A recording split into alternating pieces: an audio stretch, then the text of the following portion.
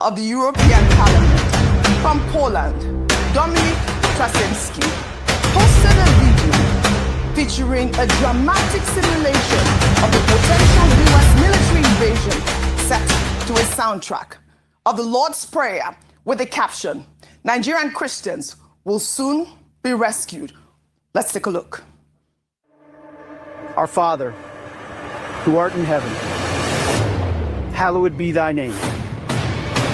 Thy kingdom come, thy will be done, on earth as it is in heaven.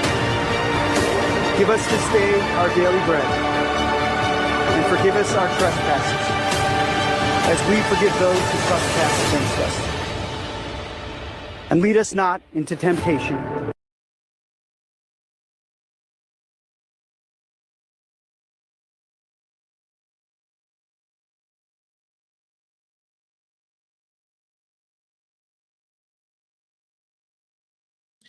All right.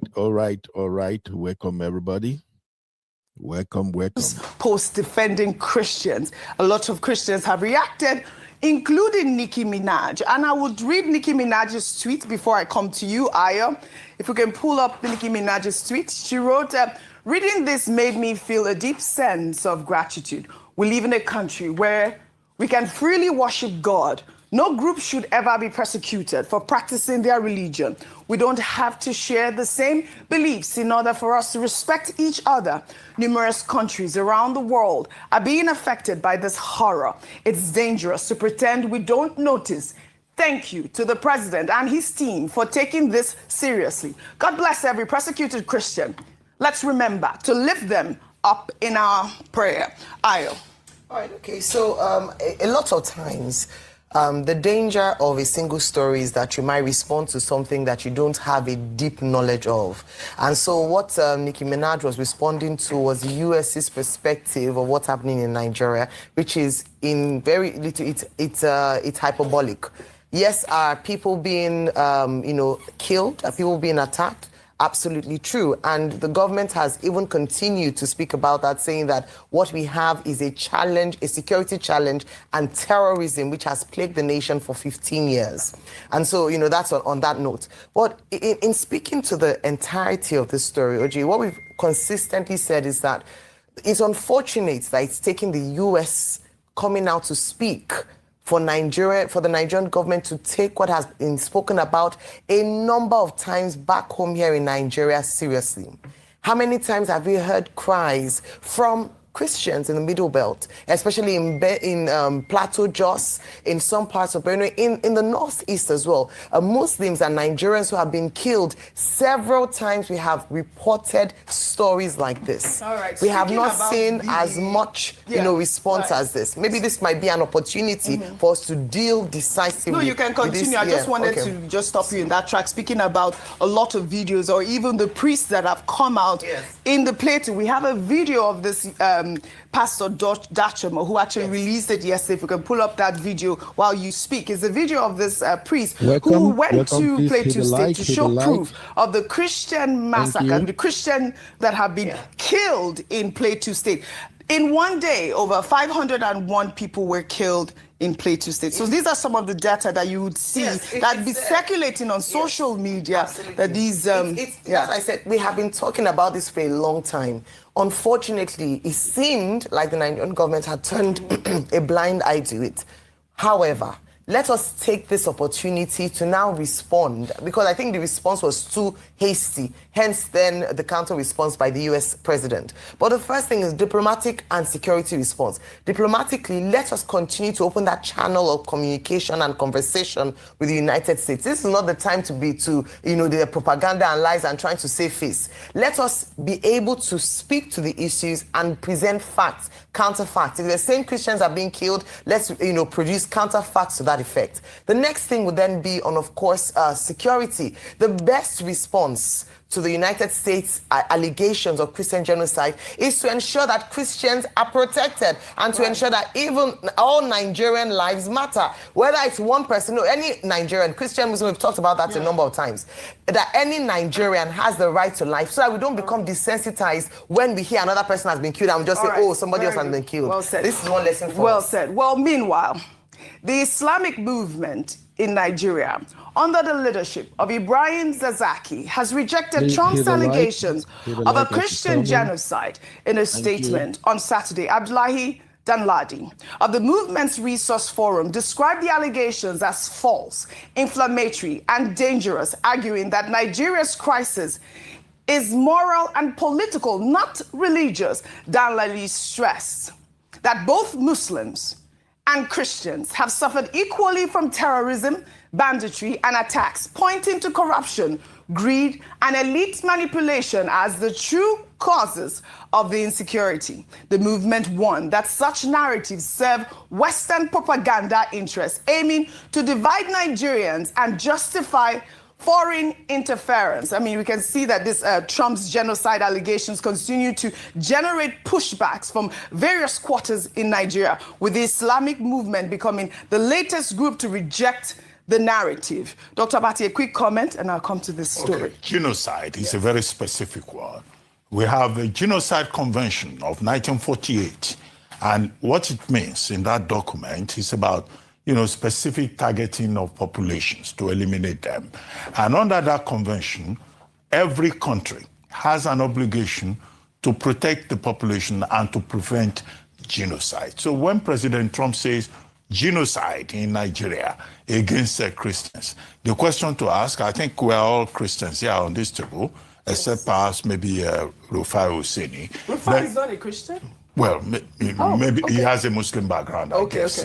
But the question is, even I as have a Muslim background, which I'm proud of. So even as as amphibious as you are, Muslim and Christian, do you feel threatened as a Muslim? Do you feel threatened as a Christian? Ayo is a Christian. Do you feel that you are being persecuted? In Lagos here, do you feel absolutely that you are not. being persecuted? In Lagos here, I don't feel that but I'm you being don't know persecuted. what Lagos is not a bellwether. This is Lagos. This is not a bellwether. No. But you can't ask me that question in isolation.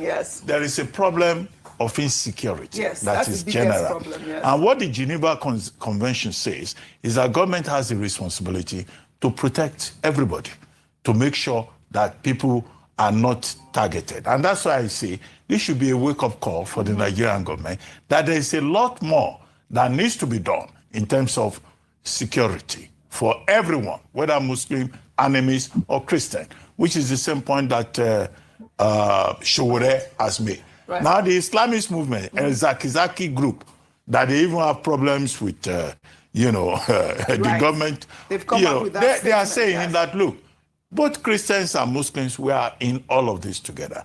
And I've said that the Tinubu government needs support, and adults in the country should come to the rescue and support the government. And that 3, religious leaders, they've been speaking up. We have had a statement, is it from Bishop Oyedepo? It was from Pastor Wale Adefarasi. Pastor Wale Adefarasi, Bishop Oyedepo, Gio, the General Overseer of Redeemed Church, the Sultan of Sokoto, Bishop Matthew Kuka, all of them, Cardinal Francis Onayeka, all of these people should come and speak and support the government. But government has the responsibility to make this country safe. And this is the main point. That's the bottom line. Idea of making Nigeria safe is really what we should be pushing here on this table. Rufai, before I come to you, meanwhile, in a now trending video, U.S. Congressman Scott Perry made an explosive allegation about American foreign aid, claiming that the United States Agency for International Development funded the Boko Haram terror group, which has carried out devastating attacks across Nigeria, Cameroon, Niger, and Chad. Let's take a look. Because your money, $697 million annually, plus the shipments of cash funds madrasas, ISIS, Al-Qaeda, Boko Haram, ISIS Khorasan, terrorist training camps. That's what it's funding. If you think that the program under Operation Enduring Sentinel, entitled Women's Scholarship Endowment, which receives $60 million annually, or the Young Women Lead, which gets about $5 million annually, is going to women who, by the way, if you read the Inspector General's report, is telling you that the Taliban does not allow women to speak in public. Yet somehow you're believing, and American people are supposed to believe, that this money is going for the betterment of the women in Afghanistan. It is not. You are funding terrorism, and it's coming through USAID. And it's not just Afghanistan, because Pakistan's right next door.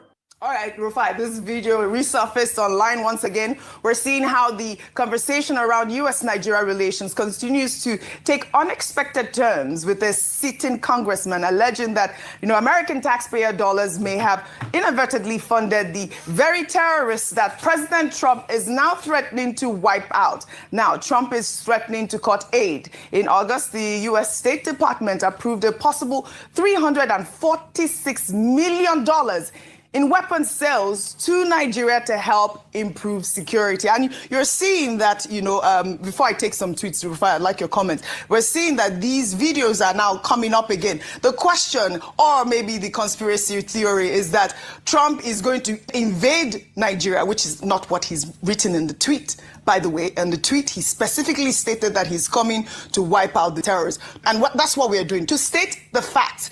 Conspiracy theories or even just analysis are not really what the comment is on the Truth Social. Rufai, your thoughts? I knew this was going to happen. And you see, this is why Nigeria has never moved forward as a nation. Mm-hmm. It's a country of analysis paralysis. It's only in Nigeria you will see that the main substantive issue, that people are being killed needlessly in their country, is now left aside. Yep. This group will say, oh, all of us are being killed. This group will say, oh,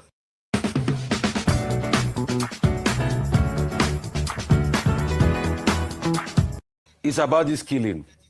This one will say, oh, it's about that. All of a sudden, everybody that was not saying anything before are now skewing narrative and propaganda. So an average Nigerian that is following the news cycle is confused today. Please, I am not a master of confusion. Let me clear your confusion. Let me clear your doubt. The problem is that Nigerian lives matter and Nigerians are being killed. Yes. So how can we solve the problem? Because the politicians that are talking all of this today, the same people shamelessly push religion and tribe when it's politics period. So now they will confuse you with this narrative. All we are asking, President Tinubu, stop the killings in the country. You blame Jonathan for the killing. And why I'm saying this is because the buck stops with you. Let's stop deceiving people. That propaganda too, a lot of Russian propaganda is coming in. That video has propaganda, the Scott Perry. It's been coming in for a while. If you have a proof, empirical proof, show me. You mean Scott Perry? Yes. I mean, Scott Perry. Allusion is no way. Yes. Well. Show me.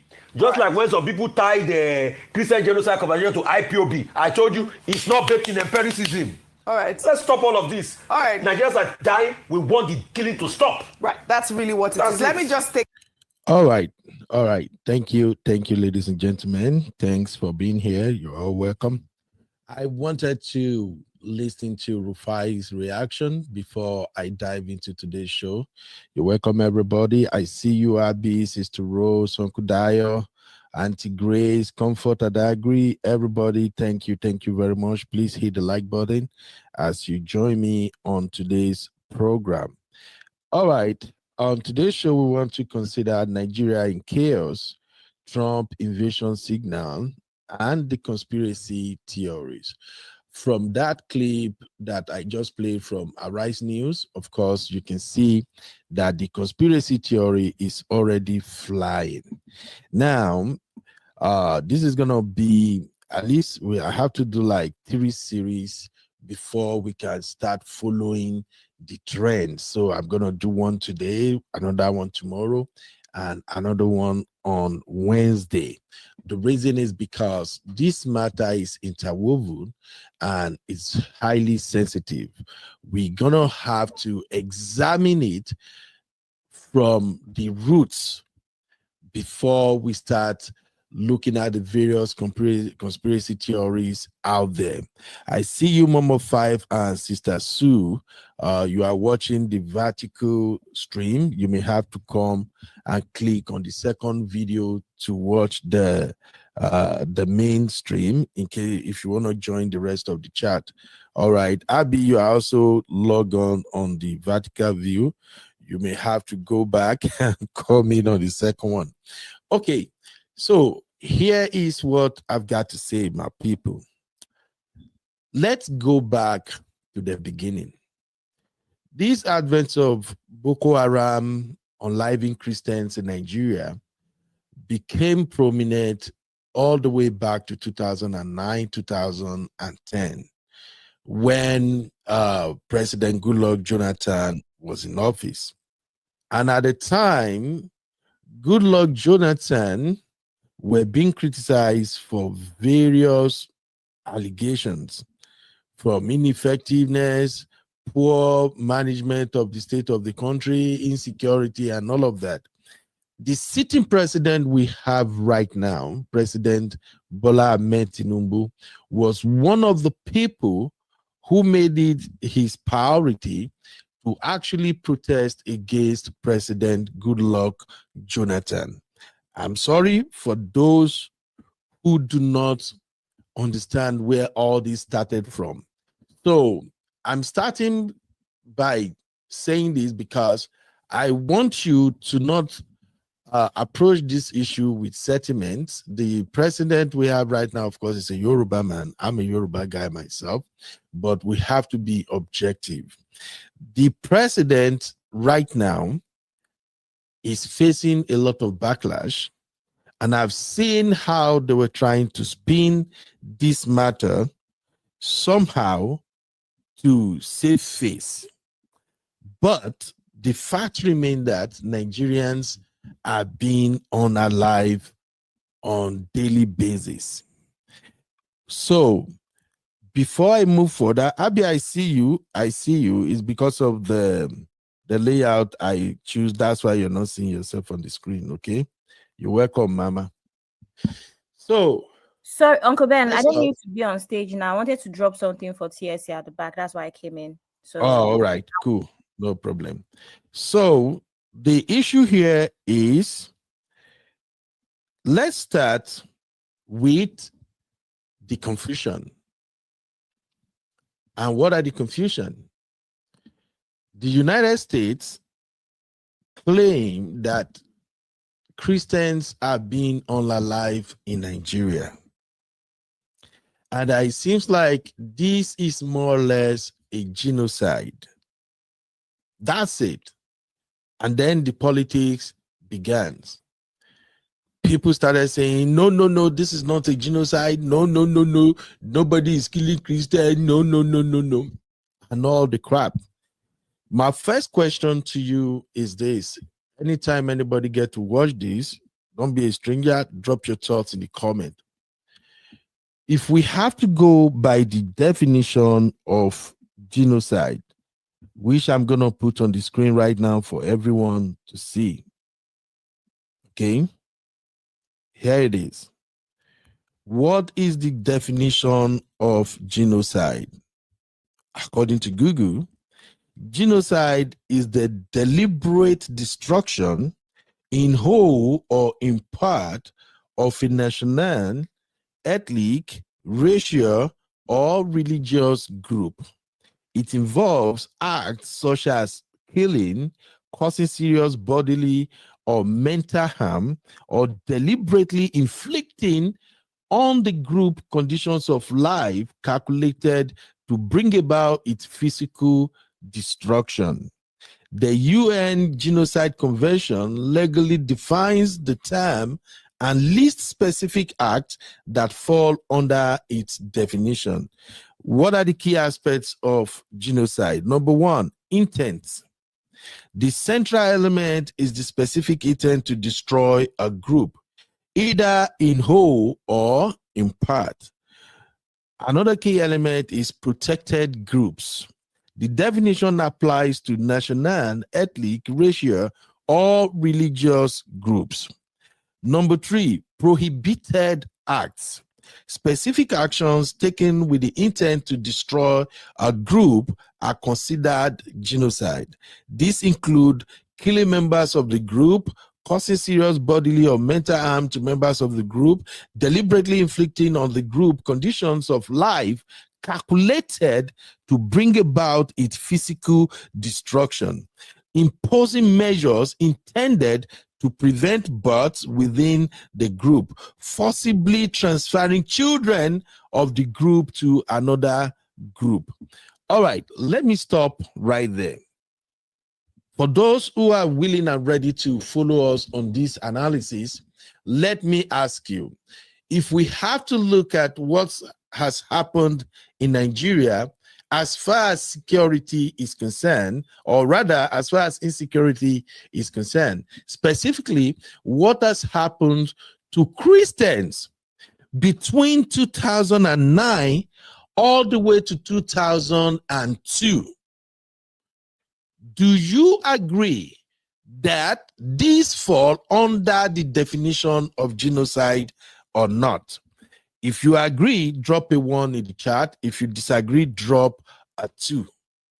I'm going somewhere with it because we have to set the record straight. Christians has been unalive in Nigeria for over a decade, most especially in the north. Stories are all over social media.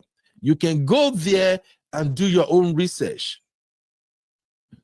Churches are burnt down. People are being pied. The number runs in thousands from 2009 all the way to 2022. So, if you agree that what happens in Nigeria could be classified as Christian genocide, drop 1. If you think, no, that is not Christian genocide, some Christian just died, drop a 2. In the video I started with, you heard Dr. Abati playing his hypocritical analysis once again.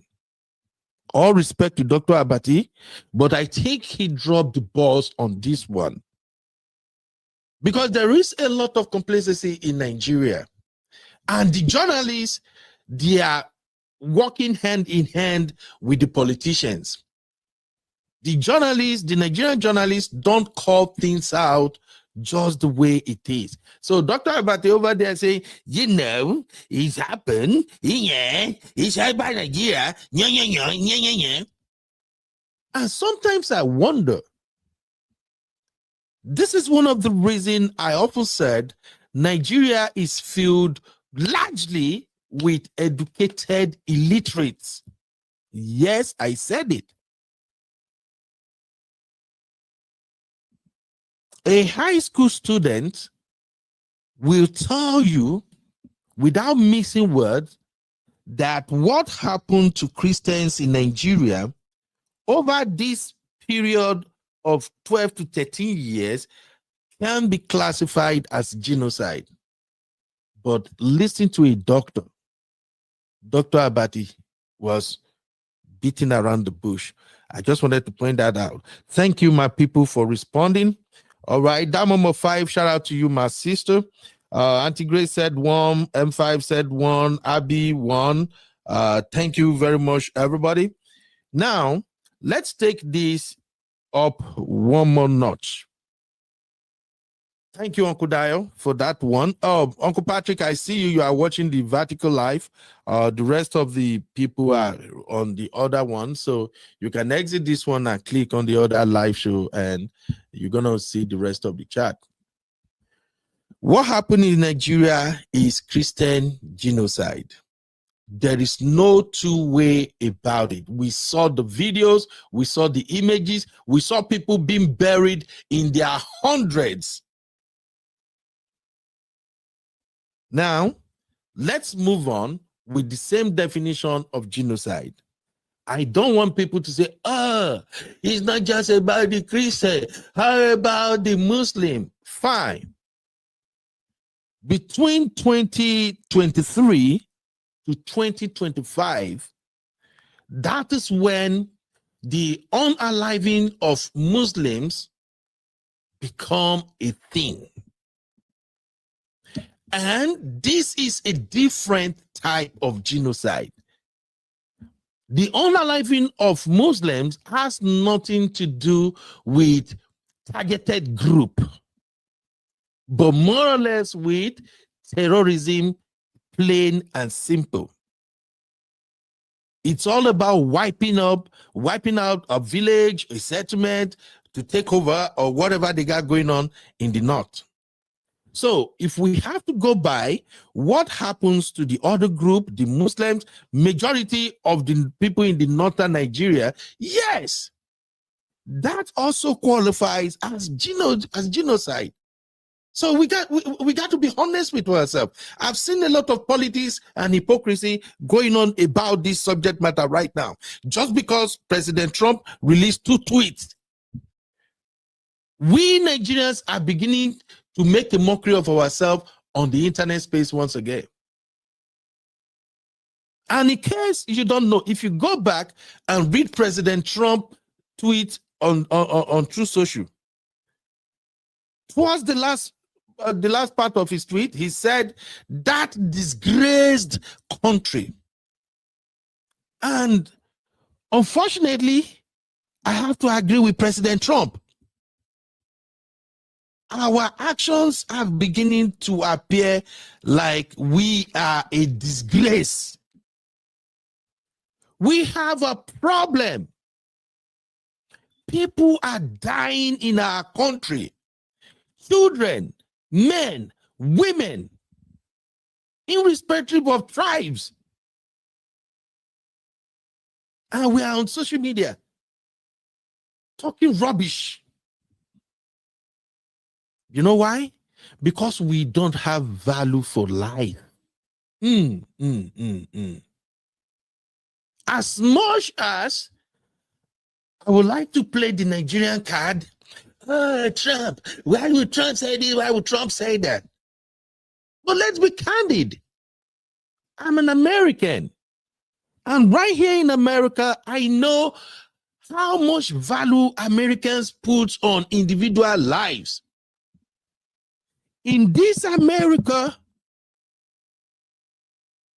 if a 1-year-old child, even 5-month-old child passed away, there's going to be an investigation. If you live in America, please tell me, oh, Ben, that's not how it runs. In this country, if your dog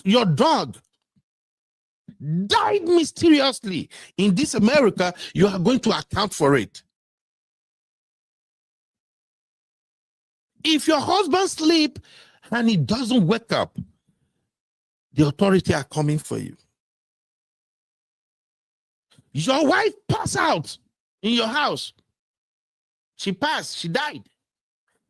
You, the husband, you are the primary suspect. That is how much Americans value life.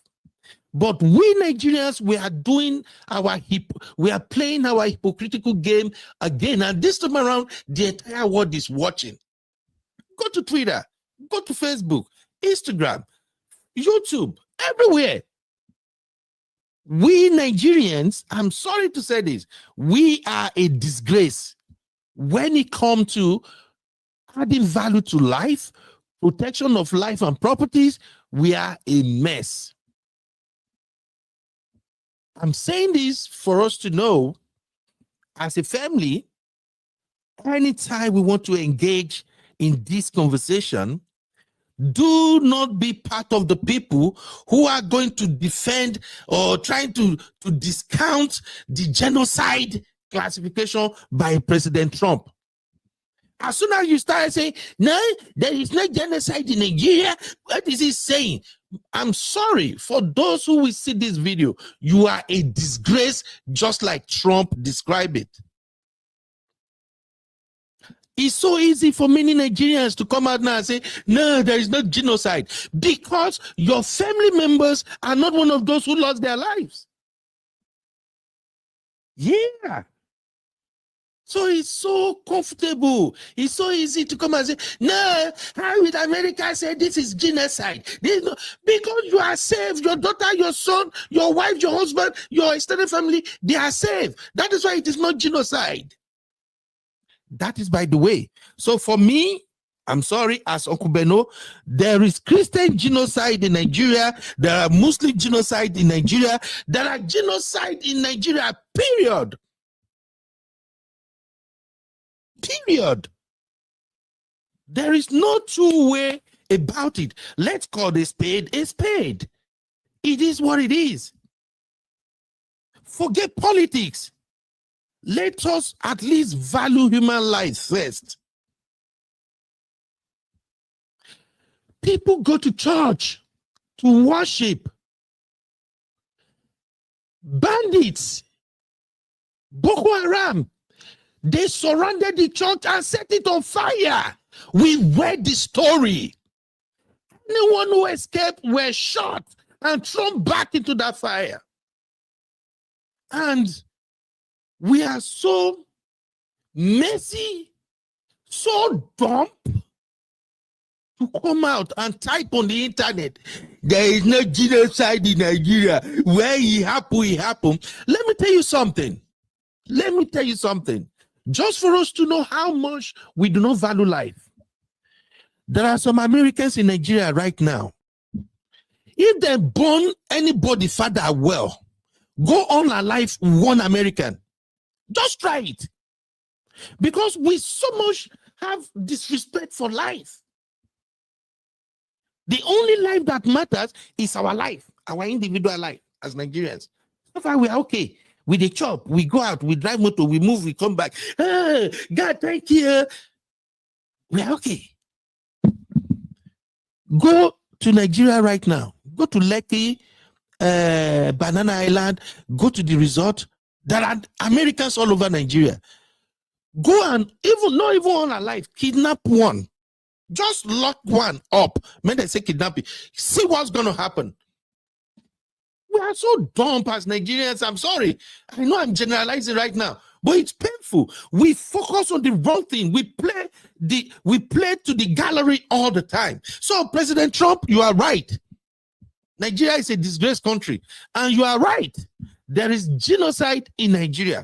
Even though you focus on Christian, which I can't blame you, you claim to be a Christian, so I agree with you. But generally, there is genocide in Nigeria. Forget about the North. How about what's happening in the East and the West? Recently in Edo State, it happens. Enugu, it happened. In the West, it happens. Killing people randomly in their numbers. And still, now we claim, say we no book pass. Oh, Nigerians are so educated. Still, we do not understand the definition of genocide. Let me move on. Another aspect of this conversation. Oh, thank you, Abi, for that banner. All right. Now, let's talk about the true hero here. And this is where I want to talk about Christians in Nigeria. I want to talk about the Nigeria Christian, okay? I'm sorry. What I'm about to share right now, it may hurt you as a Christian. Pardon me. Yes. I know our, do not touch my anointed. Do not touch my pastor. My pastor is different. He's not like the rest of them. He's a man of God. I know we are in that also. Please, I'm going to beg you, my community up front, if you know you don't have what it takes to withstand conversation that put it right in your face, that your father Gio, your mama Gio, they are hypocrites. They are not men of God. It is time to abandon this show right now. I'm so sorry. Please.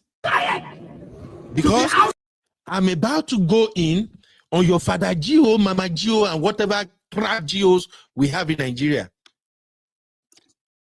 And I know, as soon as we started mentioning all this your do not touch my anointed people, oh, we get defensive. So please, we are still friends. After today's show, we're still going to be friends. This is just one show. So pardon me. If you know, say, it go pain you, if we begin drag the blockers of your most reverend father, Mama Gios, abandon the live show now. So when we move to another segment, you can come in. Let's start. As it is right now, ladies and gentlemen, in fact, let me put a break here so that when I want share them, I share them, I take the responsibility.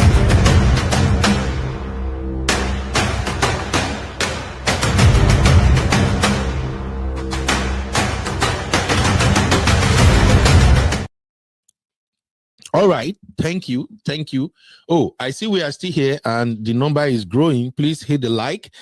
For those who are watching Vertical Views, I can see your comment. If you want to join the main views, you can cross over to the second stream. Now, as it is right now in Nigeria, if you ask me, Uncle Ben, who is a true man of God in Nigeria? You see this man on my screen? I forgot his name. Anybody who knows his name, please put it right there. I don't want to go to TikTok right now. You see this man, this pastor, this man of God on the screen right now. As far as I am concerned, this is a true man of God who knows his calling. This is a man, this is a pastor who knew exactly what it takes to serve God. All your daddy Gio for Nigeria, burn them. They are a bunch of hypocrites. Don't be my friend tomorrow after I say this. It's okay. We talk, we die. We don't talk, we will still die. Read your Bible. Tell me one prophet in the Bible that put his life first before the shepherds. Just tell me one prophet in the Bible, one man of God that so much value his life so much that he would rather say, let the sheep die. So far, I'm alive, it's good. No. We read stories of prophets, pastors, rabbis, Jesus' disciples. We read the story of all, how many of them were persecuted and how they were unalive in the Bible. They all died for what they believe. In the Bible, I think one of these great prophets, he died. There's these two prophets that their name sounds alike. Is it what they call this one now? I will remember his names shortly. He is the one that said, if I am a prophet of God, let this happen, and it happens. That is how bold he was. Elijah, God bless you, Sister Rose.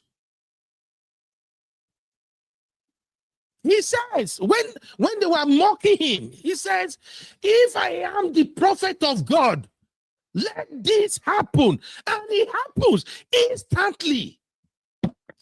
I challenge you, if I make I use Rufai Hosseini words, I put it to you.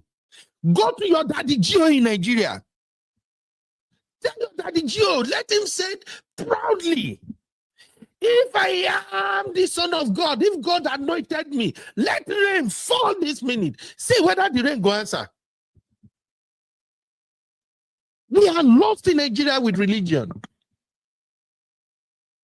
As far as I can tell, this is a true man of God. I remember I said it here one time. I said, when you see the people that God called truly and they understood their calling, they don't go after the things of this world. When you see them, they will be like person where they suffer. Look at this man of God. This is the man that put all these things in motion. He stood up for what he believes in. He made this video and put it out there. And he made another video to follow. He continues to call out what is happening to the Christians in the north. And he's put it out there. He got one video where he said, look, I know because of how outspoken that I am, these people will come and kidnap me. When they come and kidnap me, please do not pay no ransom. Let them buy me. My death will be the liberation of Christians in Nigeria. I've also said before on our platform here that many Nigerian Christians, they are not Christian. They don't even know what faith is all about. They don't know what it means to call on God and God will work. They don't know. Everybody just go church. Oh,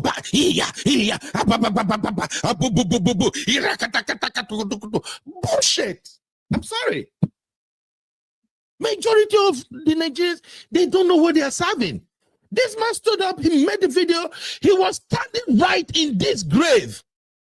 And he made declaration and he shouted, and his voice reverberated all over the world. And now, Senator Ted Cruz, Donald Trump, and other senators, Republican, evangelical senators in America, they hop on it. And all it takes is for Donald Trump to release just 2 tweets. And Nigeria is in chaos. Just 2 tweets. As a Christian, as somebody who have a relationship with God, for me, in my own little way, I know when God is moving.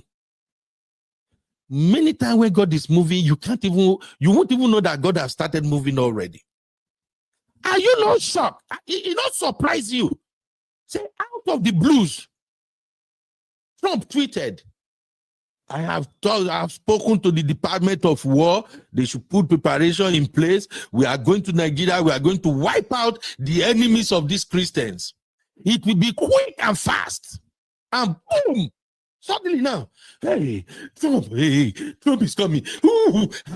I've told you guys, our God works miraculously. You can never tell how he's going to move. Our God is a God that if God wants to go to Agege, if he pull head, you cannot predict how he moves. And the cry of the upright always pour God emotion. That's it. He released that video. His voice was heard by God. Your Papa Gio, Mama Gio, Daddy Gio, we got a jet, we are expanding, we're going to put a church in every corner of Nigeria, we're going to put a church, even in your backyard, even in your yash, we will plant a church. Do they have a voice? Tell me. I know it's harsh, but we got to say it. Oh, my mission is prosperity. The Lord gave me my mandate is prosperity. Oh yes, I build this, I build that. Oh, bring the money. We bless this, we bless that. We are moving, we are expanding. We have churches in America. We have church in London. Bullshit. They have no voice. It takes an ordinary man of God, a man of God with no jets. A man of God with no cathedral, no mansion. A man of God with no G-Wagon, no security, no police for front, no police for back. It took only just one man of God to cry out and the heaven moves. Nigerian Christians, we are blind Christians. I'm sorry. I'm going to play the video shortly. I know you've seen the video already. Performing Boya every day, and they expect us to silence. Now it's an order. Nigerian government came out openly and denied there is no massacre, there is no genocide of Christians in Nigeria, and look at it today. Is there any Muslim here? United Nations, I know you're watching it. American Senate, you are watching what I'm doing, I'm saying here. Special advisor to Trump. Now, please tell Trump to save our life in Nigeria. They are killing Christians in Nigeria, massacre Christians. If they say they kill Muslims, Muslims are being killed. By who? By Muslims.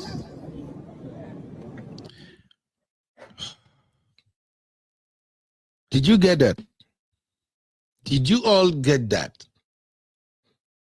He mentioned Donald Trump.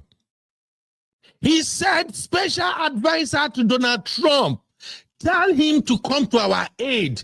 They are killing Christians. Let me play it again. Which one I know here before? To be outside performing Boya every day, and they expect us to silence. Now it's an order.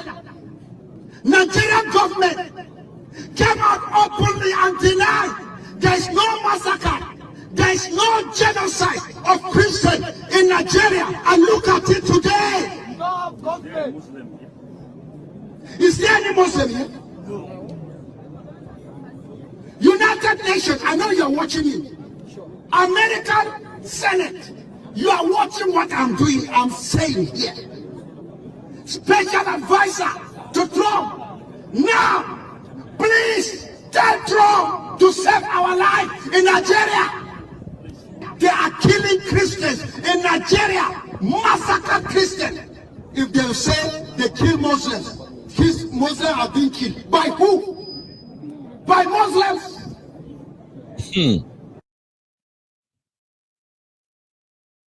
I want to believe we all heard that man of God loud and clear. Hey, glory be to God. Father, glory be to your name. Nigerian Christians don't know Jack. I'm sorry, not all of them. Majority of those Daddy Gio, Papa Gio, Mama Gio, Nyash Gio that you are worshiping, they can't even talk to God. Yes, I said it. They can't talk to God. Did you see a prophet right there? A prophet standing in a grave in a remote location in the northern part of Nigeria. Shout out and call on to Trump, the most powerful man in the whole world, and he heard it. In Nigeria, we don't even know we don't know what we receive. I don't know. I've said it before, and I'm going to say it again. If you are attending any Nigerian church and your situation is worse or is not getting better, my lovely sister and brother, you are attending a dead church. A church being led by a dead pastor, a dead man of God. Men of God are supposed to have the most closest relationship with God. They are supposed to be talking to God. Here is a man of God inside a grave. He called out to Donald Trump, the most powerful man in the entire world. Donald Trump responded. Many Nigerians, you don't know when God is working. Now, there you sit down. One stupid, dumb, blind person go say be your pastor. Because of that, the church look fancy. And see, they blow you. One dumb ass that don't even know the call of God. They go carry mic. He go, they talk. Oh, no, they declare. Yes, daddy. Yes, daddy. Bullshit. Let's move on. I'm going to play you another dumb ass that called himself a pastor. I've never heard of him before. It was yesterday when I was researching for this show that I came across his video on TikTok. As soon as I saw his name and what came out of my, I'm like, oh, now them be this, now them be this. Let me show you who this guy is real quick. When I know verse. That's why I say this show will be in layers. Let us establish it from beginning first before we get to the gas boss. Okay? Let me show you where is it again. With in white hair, white beard nonsense. Preaching gibberish. Where am I? Don't disappear. Not disappear. If you disappear, I go find you. I downloaded the video. Where am? Show until Lele. Make I see. Now be this one. Let's put it this way. No. What do you understand by the word persecute? No be this, my lovely brother. I find the video now. Una lie. I go speak my mind. If una like, make una say ma no enter Nigeria again na una sabi. Nothing kukuma dey there where person won't go carry safe. Where is this yeye pastor? I can't even call him pastor. He opens his mouth, talking through his anus. He said, for the past 40 years, they were being killed in the north. It is not a new thing. Where am I? Oh, Maybe some of their members don't dey here. The member don't go do juju. Okay, I don't see him. I will expose your pastor. Sorry, member. I know you might have seen the video. Where my glass is, Gary. Where that glass where I nowhere. Now it made me no see himself. I was shocked to listen to this dude. He opens his mouth, bagger. And all these educated people, they were all sitting down, listening to the jazz this man was spewing out of his mouth. 40 years Yeah, he is. that I have been a Christian. There have been killings in southern Kaduna, killings on the plateau. There have been riots. Sometimes, I think it was in France, an image of Prophet Muhammad was defaced. Who remembers that? And as a result of that, there were killings of Christians in Nigeria. And so it's nothing new. It doesn't amount to genocide. The way the West are talking about it, it's as if a Christian steps on the street, his head will be blown off.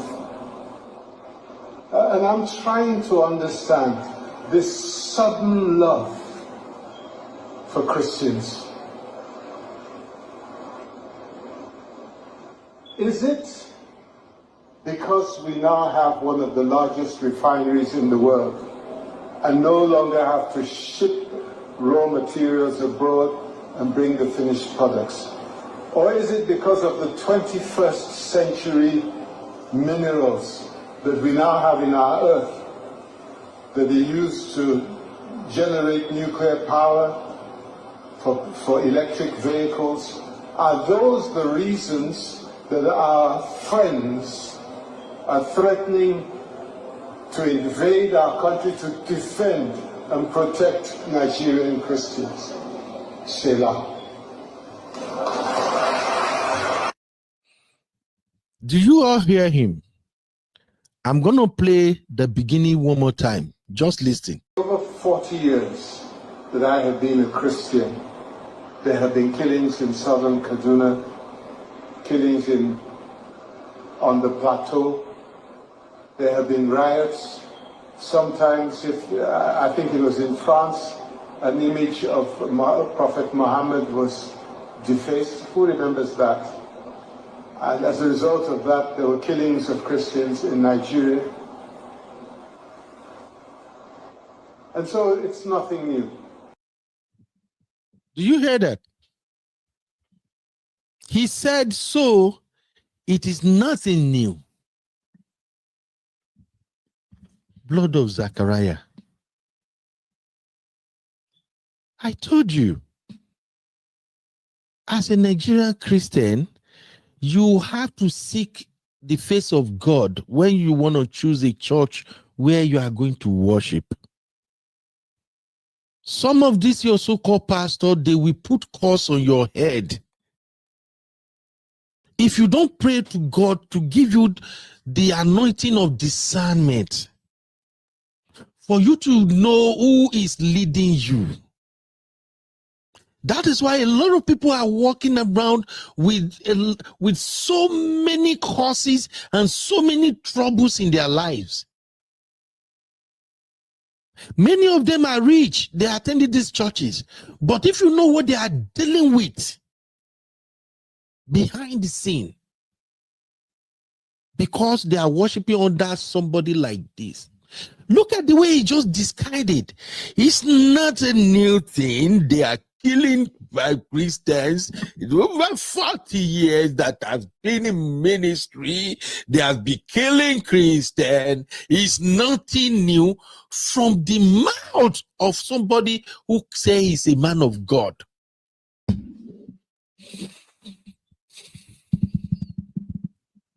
God is revealing them small to you. And yet, an unknown man of God, we no get money, we no get anything. He screamed in a mass grave.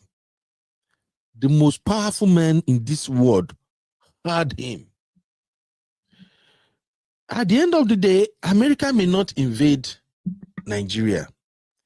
At the end of the day, through diplomatic channels, they might find a solution that America might stay where they are.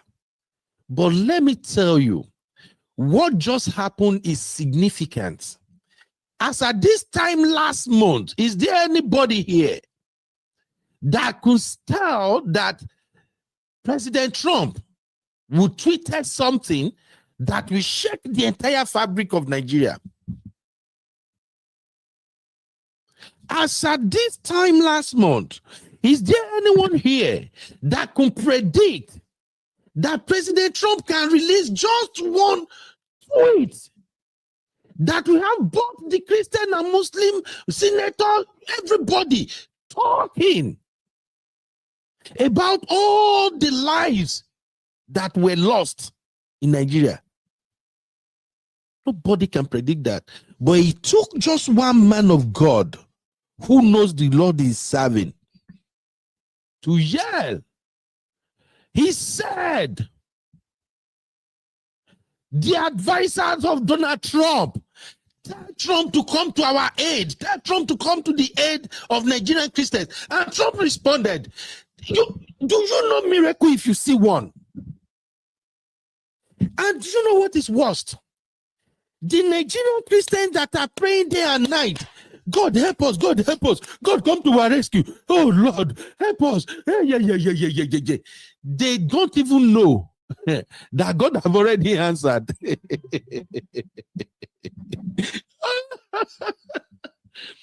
The way Nigerian politicians are moving, the way they have made themselves God of men, the way they carry themselves with impunity. Can you ever believe just one man of God can call upon the one who is above all of them? That the one who is above all of them can send just one tweet, and all of them go begin shit for pants. I'll leave it at that, my brothers and sisters. I just want us to ponder about that.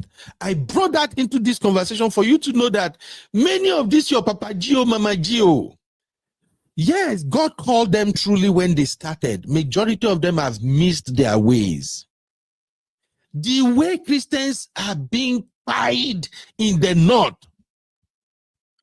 I've said it here one time. When I was going to serve in Nigeria, I was so scared that I don't want to serve in the north. And to make my matter worse, I don't even get money. Those who serve for Nigeria, you know what I'm talking about. If you want serve for where it suits you, you go work ham. You must run ham. Tell me.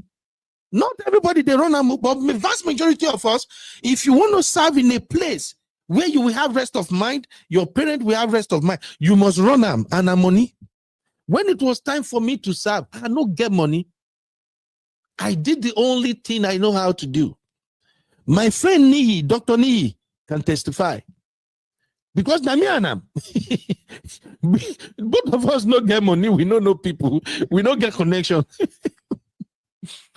I did the only thing I know how to do. I went down on my knees and I spoke to my God. I said, Baba, I don't want to go to the north. I've always been scared of the northern part of Nigeria. I'm not going to lie. You see, Abuja. If you hear me tell you a story of my experience in Abuja, may you not say I just go experience Amni. I've never been to Abuja, and I never had any plan to go to Abuja. That is how scared I am of the northern part of Nigeria. Because of this persecution and killing and everything they do in the north. Don't get me wrong. I have a lot of amazing friends from the north. I have a lot of Muslim friends, fantastic people. I told you guys that one time. Ileya, we dey rock together for Lagos. I don't care. All those ones say, if they give me Ileya food, don't eat. Not be me. I don't generally. I go. They ask my friend, "Shall I don't buy ram?" But I despise I despise that place. Abuja has never been appealing to me. The last time I went to Nigeria, 2 friends of mine wanted to host me in Abuja. Ben come now. Ben come now. I'm Abuja. I make no verse. I know they come. And Abuja still remain one of the fantastic places in Nigeria. Very beautiful, according to people who have been there. I've never been there. I don't have plan to be there. I don't even think of going there. Because of the way these people, these bandits, these people who are killing in the name of religion, because of how they can wake up overnight and unalive a lot of people. That fear was in me. So when it was time for me to serve, I thank God. I said, Baba, I don't want to go north. Anywhere else, send me. Where I will enjoy my service, where I will have a fun time, send me, but I don't want to go to the north. If they send me to the north, after my prayer, I told me, I said, I don't talk to Baba God though. I know even they will stress myself again. Maybe we wait, make list come out. But if they send me to the north, I will not serve. That's what I told Dr. Nee, my best friend so far, from school to everywhere. He can testify to that. So if they send me anywhere, I'm okay. But if they send me anything that has the semblance of not, I will forfeit that serving. Thank God I'm not even using this certificate that they are stupid, nonsense, useless paper. I'm not even using it today. And as God will have it, they send me to Enugu. That is how I become a citizen of Enugu till tomorrow. And when I serve in Enugu, oh, I have a blast. I enjoy life. Enugu people treat us well. They are friendly, sweet, nice. In fact, one of the ladies where they help us wash clothes when I was serving in Enugu, me and I, we still chat yesterday, and I love Enugu. But I'm bringing all this together for you to know how terrible life can be in the northern part of Nigeria. And now they are politicizing it. And yet, your so-called men of God, now suddenly they have a voice. Now that they've heard that Americans are coming, that their business, if it disappear. Because in case you don't know, go and check history. When America come, you buy market. I was telling my wife yesterday, say, babe, you see all those things where you see for American movie, now fiction.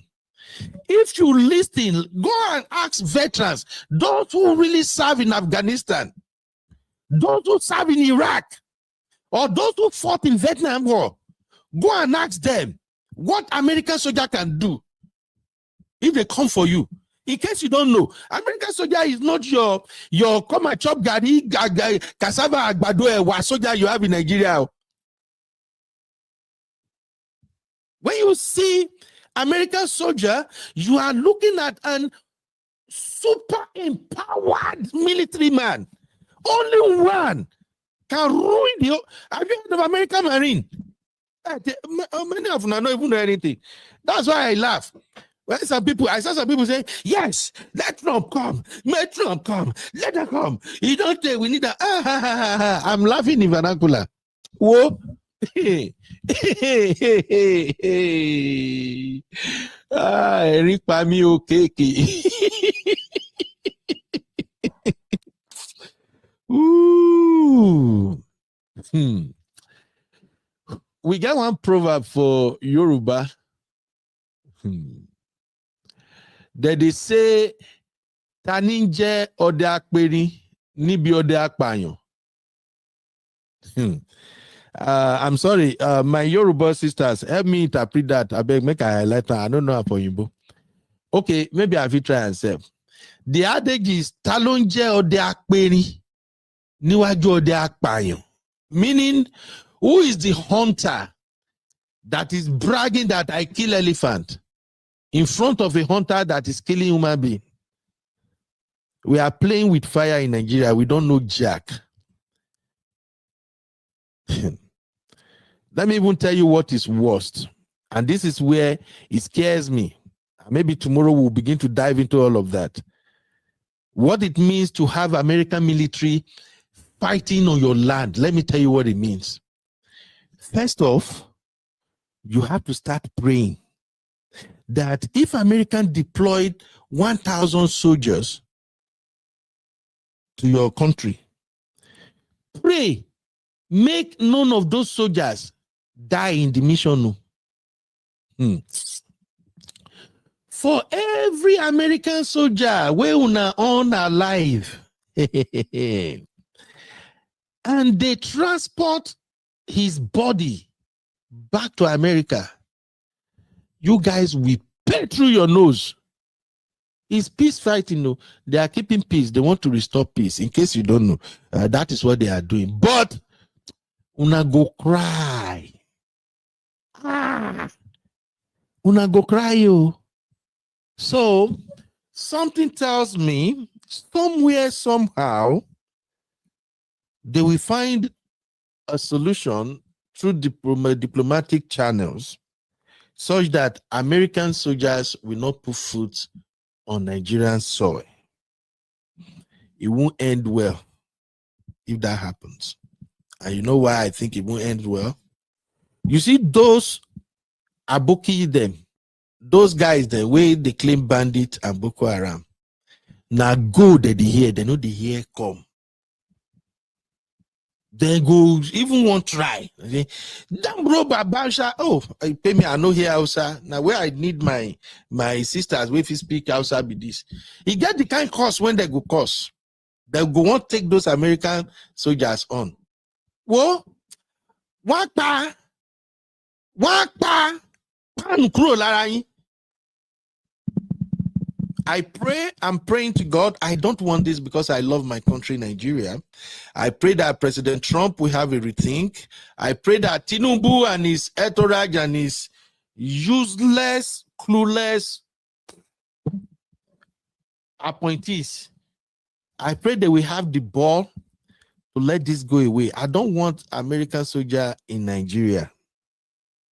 So to round up this Christianity nonsense we got going on, all of a sudden now, your Papa Gio, Mama Gio, they started talking. Now when they don't hear say Trump, they call. I was laughing my butt off yesterday. Suddenly they get voice. Nigerians, oh God, they don't take religions, do us. They've done a number on us with religion. Jesus Christ.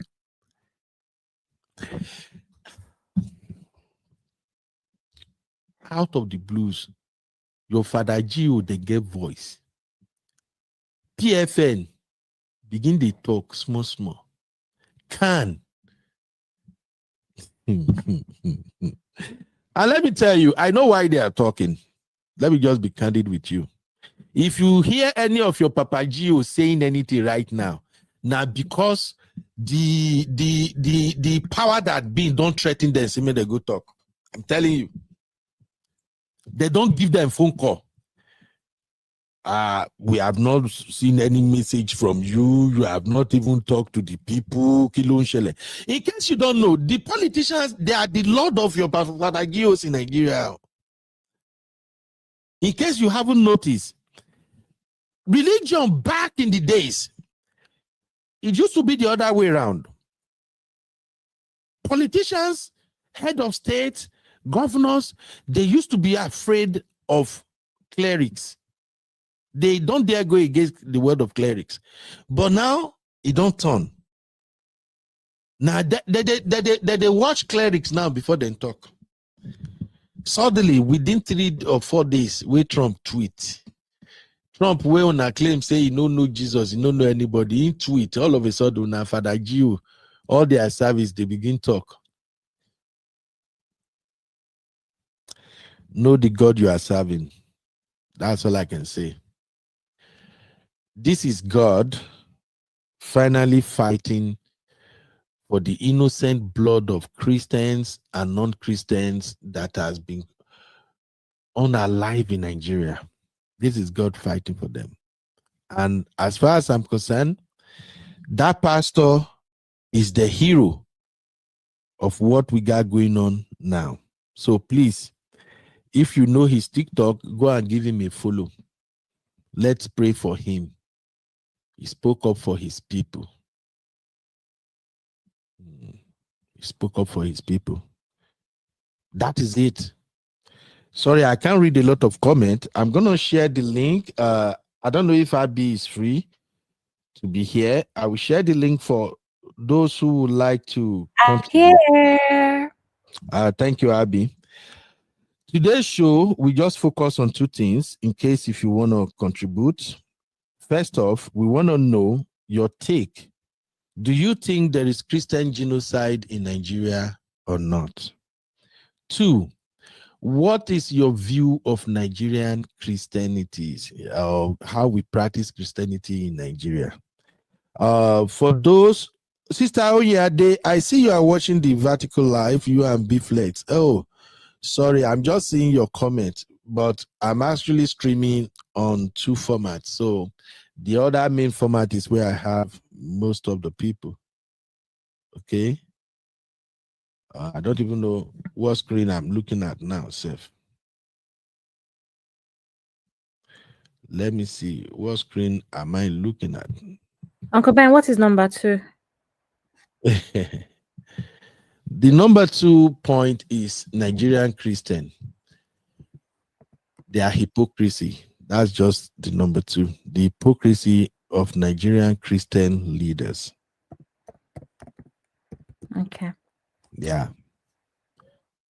The hypocrisy of Nigerian Christian leaders. That is the number 2. I am shocked and dismayed at how they tackle this issue. I wasn't expecting this manner of cowardness from the Nigerian Christian leaders. So if anybody want to join us, just let us know if what happened in Nigeria can be classified as genocide or not. Because as far as I can tell, as soon as you started burying people in mass graves, you have genocide already. As soon as in the northern part of Nigeria, it is difficult to express yourself on the basis of your religion. We remember the story of Deborah. Deborah was unalive because of whatever she shared on the WhatsApp group. And that was it. Right now in Nigeria, you have Sharia law everywhere. Gradually. So please, those are our 2 talking points for today. Tomorrow, we're going to begin to dive into the conspiracy theories. Tomorrow, we'll start looking at, is America coming to invade Nigeria because of our resources, as some people claimed? They are just to invade Nigeria because of our resources, as some people claim. So we have so many angles to this conversation. Tomorrow we'll begin to dive into it. But let's start. I see Mom of 5 in the building, Uncle Dio in the building, Sister Grace in the building. Welcome, everybody. So Abby, over to you. Whoever you want to go first. Let's begin. Welcome, everybody. Good evening. Good evening, Auntie Grace. Good evening, Uncle Dio. Good evening, Mom of 5. Good evening, my darling. Good evening, Uncle Ben. Yeah. Good evening, Abby. Yeah, Mom of 5. I think Mom of 5 dropped off. Okay, Auntie Grace came in first. So Auntie Grace, can you let us know what you're thinking? The talking points are: do you think there's Christian genocide in Nigeria? And are Nigerian Christian leaders hypocrites? Thank you, my darling girl, Abby. Good evening, Uncle Dan. Good evening, Uncle Dio. Good evening, everyone in the chat. I want to say, Uncle Ben, you've done justice to this, all the ranting. That was actually very good. We listened to all the video that you played. That was actually very good. Thank you. Thank you. Yes, there is genocide in the country, and it did not just start today. I also watched some videos from other people when they were analyzing, saying what could happen. What I think Donald Trump tweeted something like this as well during the Jonathan time. I think if he had addressed it during Buhari, probably things would have been slightly better. I think he kind of had an alliance with Buhari, and then he mellowed. He didn't address it. That is why people are like, okay, why is he bringing in? Maybe because it doesn't have the support of Tinubu. So we're not going into that. Definitely, there has been a genocide in our country, and it is a high time this is addressed. Like I said, it's a shame that it took Donald Trump to echo his voice before our people are running helter-skelter. It is really a shame. Our religious leader, I don't know what to call them. Are they hypocrites? Do they actually know God? That pastor that was saying trash, is that Ade Farasin, or which pastor is that? I land is Ade Farasin's brother. Shout out to Man of Prestige. Welcome, okay. So and I said when you play what he was saying, talking about he's been in ministry for 40 years. I say he's been in ministry for 40 years, but he does not know God. God is exposing them. So this other pastor that has spoken out, God has heard his cry, heard the cry of the departed ones, and God is intervening using Donald Trump, and they are now running like this. And God is going to expose all of the GOs.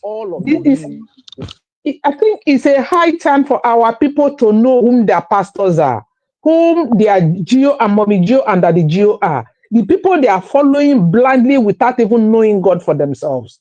This is the time that God wants to reveal himself to people who wants to know whom God is. They are all there deceiving the masses. And you are saying you've been a minister for the past 40 years and people have been dying. The death of the masses doesn't mean anything. The blood of the innocent doesn't mean anything. But your children are not dying. They are not killing your children. They are not killing your family. You said people have been dying. It doesn't mean anything. God is simply exposing them. And he's going to expose all of them. For the people who have ear, let them hear. Let them know God. If they refuse to know God for themselves this time, whatever come upon them, they will take it. I'm not praying for Donald Trump to go through with this. If they don't change, if they don't listen, if they don't stop it, and Donald Trump goes through with it, the blood of all the innocent people will be on their heads. Amen. Yeah, there's a lot of hypocrisy from our Christian leaders, our GOs and pastors and all of them. I think it is a high time that we start knowing God. They better listen and then solve it before they create another problem in our country. Because if Trump happened to send American soldiers there, like you said, it's not going to be more money for them to eat. Thank you. Thank you, Auntie Grace. Welcome everybody once again. Shout out to Man of Prestige. Shout out to Sister Oyade, Misty, and Sister Rose. Everybody, Sister Chiye, you all welcome. I know some people are watching on Vertical Live. You can come to the main channel if you want to see the full chat, and you can join the conversation. Tomorrow, we're going to begin to dig into the controversy surrounding all of this. And just to give you guys a heads up on what we're going to cover tomorrow, we are going to look at how Tinubu and his administration are handling this. We're also going to look at the failures of not just Tinubu's administration, but past administration. I put up a stream last night. I don't know if you guys get to see it. It's about 4 hours long. I placed some videos there. We're going to review them tomorrow. And as part of the conspiracy we will begin to look at tomorrow, there is this argument that is out there. It's not even arguments, because Uncle Patrick sent that video to me. There is this military man, he's one of the top intelligence ministry man in Nigeria, who went to Channels TV and stated categorically that there are 400 people sponsoring Boko Haram in Nigeria, and these people are in the cabinet, that both president or governor, minister, senator, they all know them, but they are not mentioned there. So tomorrow we begin to look into that. But today we are considering let us agree first whether there is genocide in Nigeria. Is there Christian genocide? And is there genocide generally in Nigeria? Because my take is there is Christian genocide in Nigeria and there are genocide to non-Christian too. Also, we also want to look at the hypocrisy of the Nigerian Christians. So thank you for joining us. I will join you guys back. I got to go to where they pay my... Uncle Ben, before you go, yeah. I don't know if you saw, but today is MOP's birthday. Oh, for real? Yes, I put in the chat. Oh, I didn't even notice. Happy birthday, man of prestige, Baba. Oh, God, I'm a pop champagne. Anyway, we're going to celebrate man of prestige specially. Happy birthday to you, my brother. Please, everybody, let us celebrate our brother, man of prestige. I know the age is adding up gradually, Baba, but don't worry. As the age is adding up, it will add up in more money. It will add up in good health. It will add up in everything you ever desire in your life in Jesus' mighty name. Thank you for reminding me, Abby. We're still going to celebrate him specially tomorrow anyway. Thank you, everybody. I will join you guys back shortly. Okay. Uncle Dio. Uncle Dio hasn't spoken, right? It was Auntie Grace that went. So I went downstairs. I am here. Okay, sir. Can we hear from you, Papi? Thank you very much, Abby. Actually, this is a topic that I'm so passionate about. And then it's like when you are talking passionately about your country like this, it's because you love your country and you want the best for your country. As this particular topic has so many facets to it, you cannot approach it from only one angle. Because if you want to take a one angle stance on this issue, you are surely not going to do justice to the matter. As it is now, there are so many facets to it and there are so many angles that one have to look at it from. To start with, this thing is not new. As that Pastor Wale Adefarasin has said, this thing is not new. It has been happening like that. I could remember way back in 2006, while I was in Kano, I remember vividly, during Obasanjo's regime, what happened was that, before that time, prior to that time, we have been having issues of ethnic clashes. Once there is any issue in the east or maybe in the west, there will be a reprisal attack in the north, against the Igbos, against the Yorubas, anything that happens as per clashes between ethnicity, there will be a reprisal attack. It now became so violent in those days that any little thing, they will be killing Christians in the north, they will be burning churches, they will be going to Christian settlements. Now, North is very, very organized in such a way that there are areas whereby Muslims are predominant, and then there are areas where Christians are predominantly dominated. So it is easier for them to go to those places to go and kind of attack them.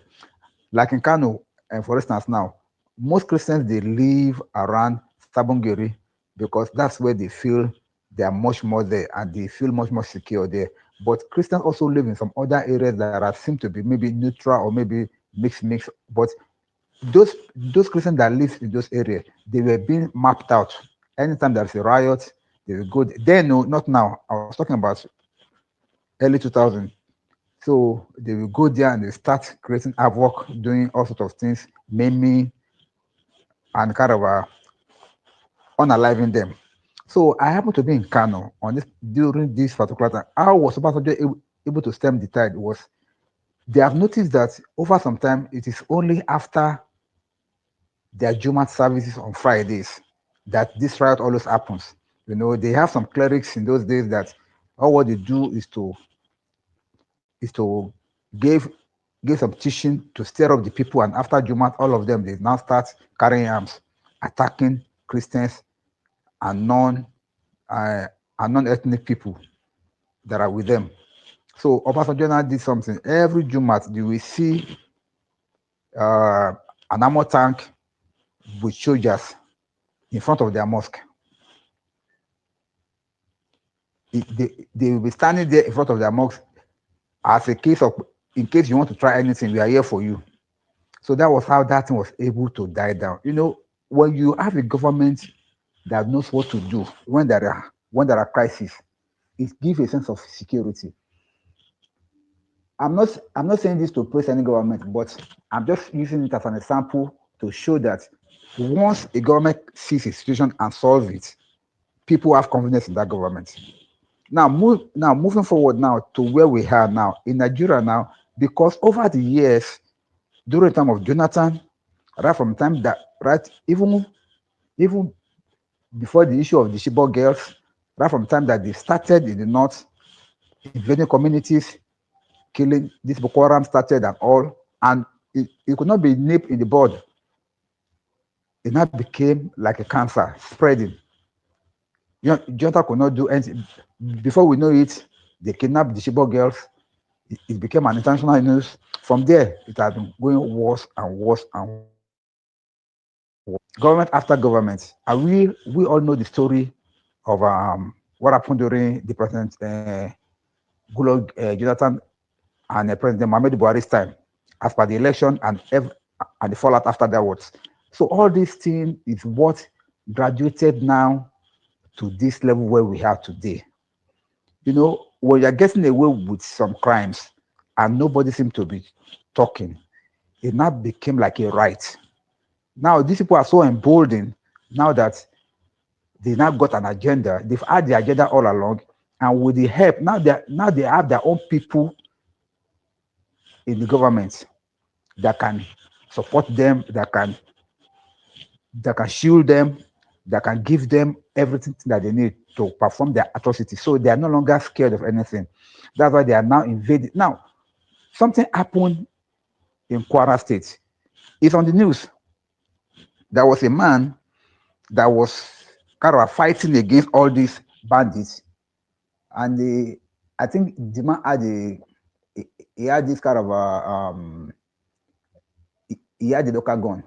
So when they came, the man we like organize some people and create some form of defense. Allegedly, it was said that the day the policeman, the day the police came to the man and they say, okay, you are not supposed to have a gun. Let us help you to go and service the gun or something like that. Allegedly. And the man gave them his gun. The very next day, they came to that community and they fired the man. All these things points out to things that are, you know, people are like, what's really going on? Is the government supporting bandits to wipe us off? These are the questions on people's mind. These are because when the government is supposed to show up, the people will not see them. People have been shouting, people have been crying, people have been complaining over the years. It has not become like a norm. The last time that the one at Yellowater happens, even the government was not too vocal about it until Very Dark Man went there and that's when the started running up and down. Up till now, there has been no justice for the people of Yellowater. In Plateau State, in Borno State, these things have been happening over and over. Until somebody now rose up, and I must even commend the effort of that man for compiling list of names of those that he could, because it has been happening even before now, but at least from where he started compiling the list and the names that he got so far, people are now beginning to take account of data. And you saw the video that he did, standing in the grave. They be bury people almost every time. And it's now become like a normal thing. The government does not even care about it anymore. And they are trying everything possible to make sure that the media does not even carry it in the news, because we have asked, there's no day that you will open Nigerian news that will not see, oh, so number of people have been quiet in so area, so number of people have been quiet in a particular village here and there. This thing happens as if it has not become like a normal thing in Nigeria, which is very, very contrary to where sanctity and peace is supposed to reign. Now, the man has spoke up, and President Trump now responded. We now see everything that is happening. For the people that are saying that there are no genocide, I don't pray this to happen to them, but they need to go to those places where these killings are happening. Let them go there. and see for themselves. The man said in the video, this particular incident that happened, that the man was recording, everybody that died in that place, there was no one single Muslim. And this will not be the first time. They'll be targeting Christian predominated areas, and they're going. And these people don't even care. They are going to churches. This last one that I read on the news, they went to that village. They went to the church. They pied everybody, pied the pastor, and then they kidnapped some of them and left. So and some people can still say that, oh, there is no genocide in Nigeria. Now, people that could say that are just simply because maybe they are gaining from the rules that is going on, or maybe they are complicit in the matter, or maybe they are too scared to say something. But if they are too scared to say something, then don't say the contrary. Keep your mouth shut and be looking. Because Nigeria now, because it's happening in the north, it just reminded me of a book that I read while I was studying my A-levels, 1986. It's a book by this Algeria writer, I think Denis Brutus or so, something Brutus, called The Plague. In that book, when it started, rats were just coming out and they're dying on the streets.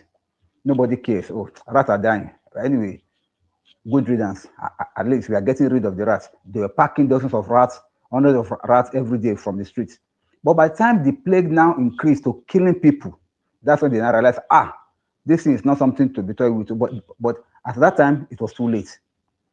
I pray Nigeria do not evolve into that, because it is happening now. Oh, it's only happening in some villages in the north.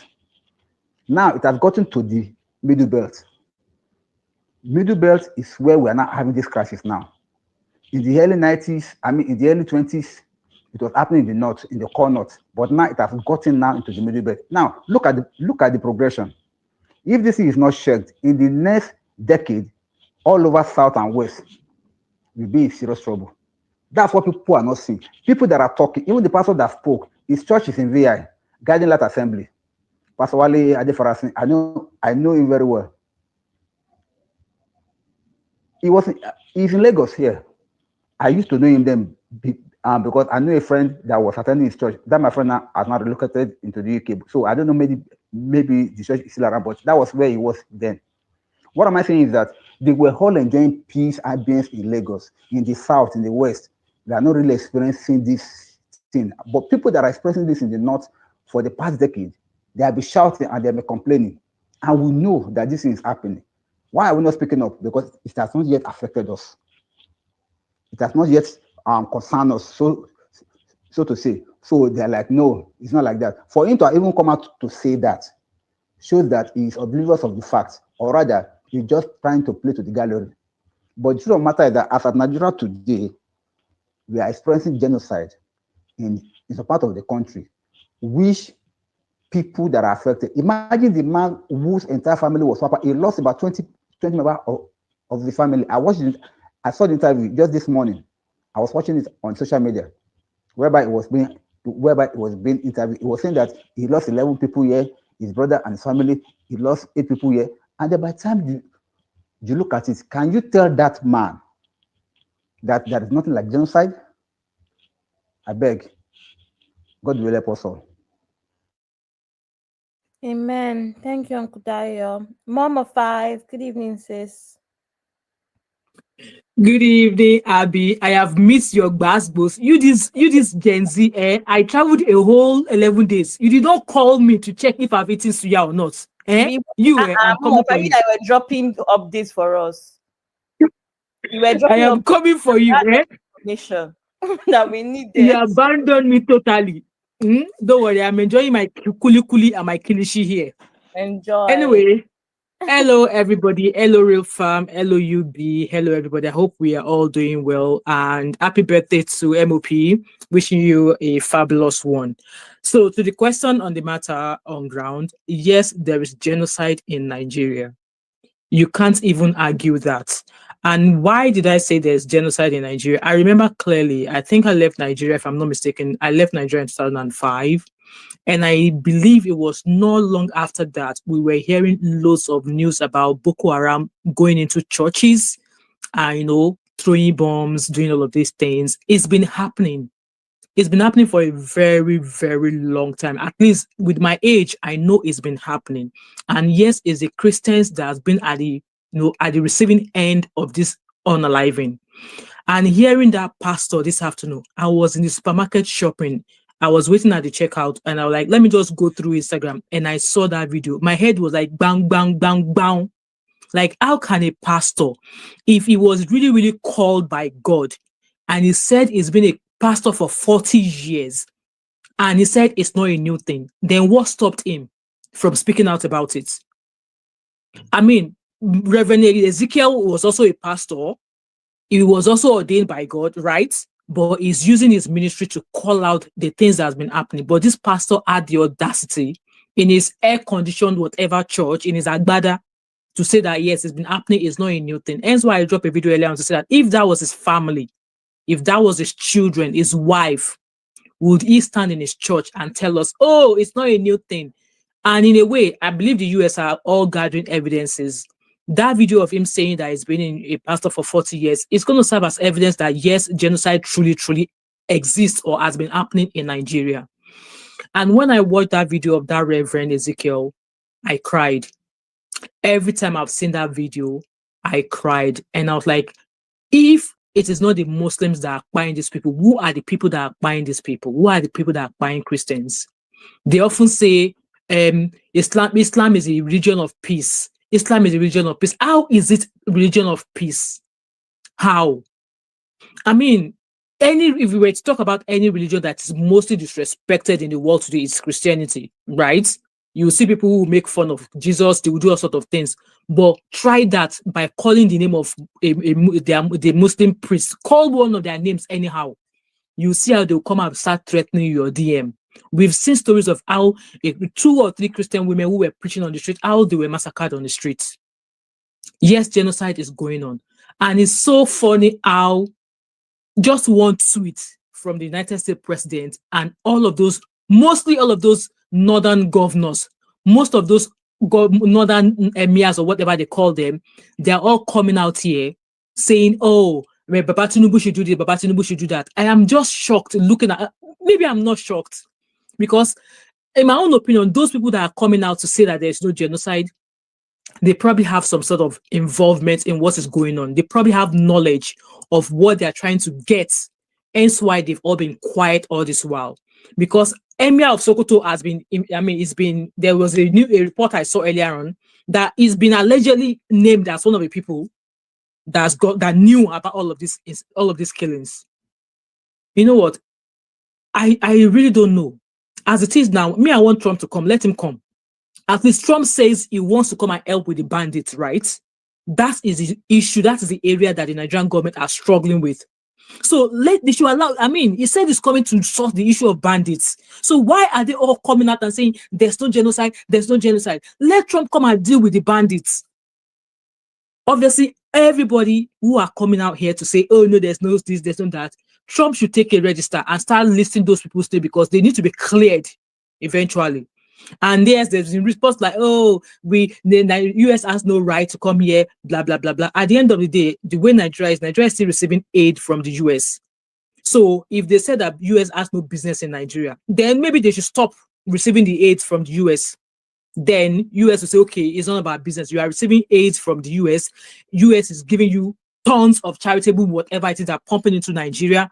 And you are saying that the United States has no business with their fears of Nigeria. I laugh in Chinese, chon, chon, chin, chon. All I'm going to say is that for those of us who are still carrying pastors on our head, me now, nowadays, I really don't feel like going to church anymore. I don't know. I don't know what caused that change in me. But then when you see everything happening, how long more do we need to hold our government accountable for all these needless deaths? Even when you go into politics, politics is deadly. Politics is so deadly. So I don't know how much we're going to say, but for me, this time around, I am 100% team say, let Trump come, because at the end of the day, they are all saying, oh, what are the resources? The resources, they are coming to take Nigerian resources. What resources? As a Nigerian who is altering such, which of those resources are you benefiting with ease? Which of those resources? Oh, they are coming to steal our refinery. They are coming to do this, that. They're coming to that. Do you all know how much you're paying for fuel? Trump is coming to steal resources. Do you all know how much we are paying for fuel? So would you rather people keep dying every day than Trump to come in and say, okay, I'm going away with your fuel? I could go on and on and on and on and on and on. But then the truth is out there.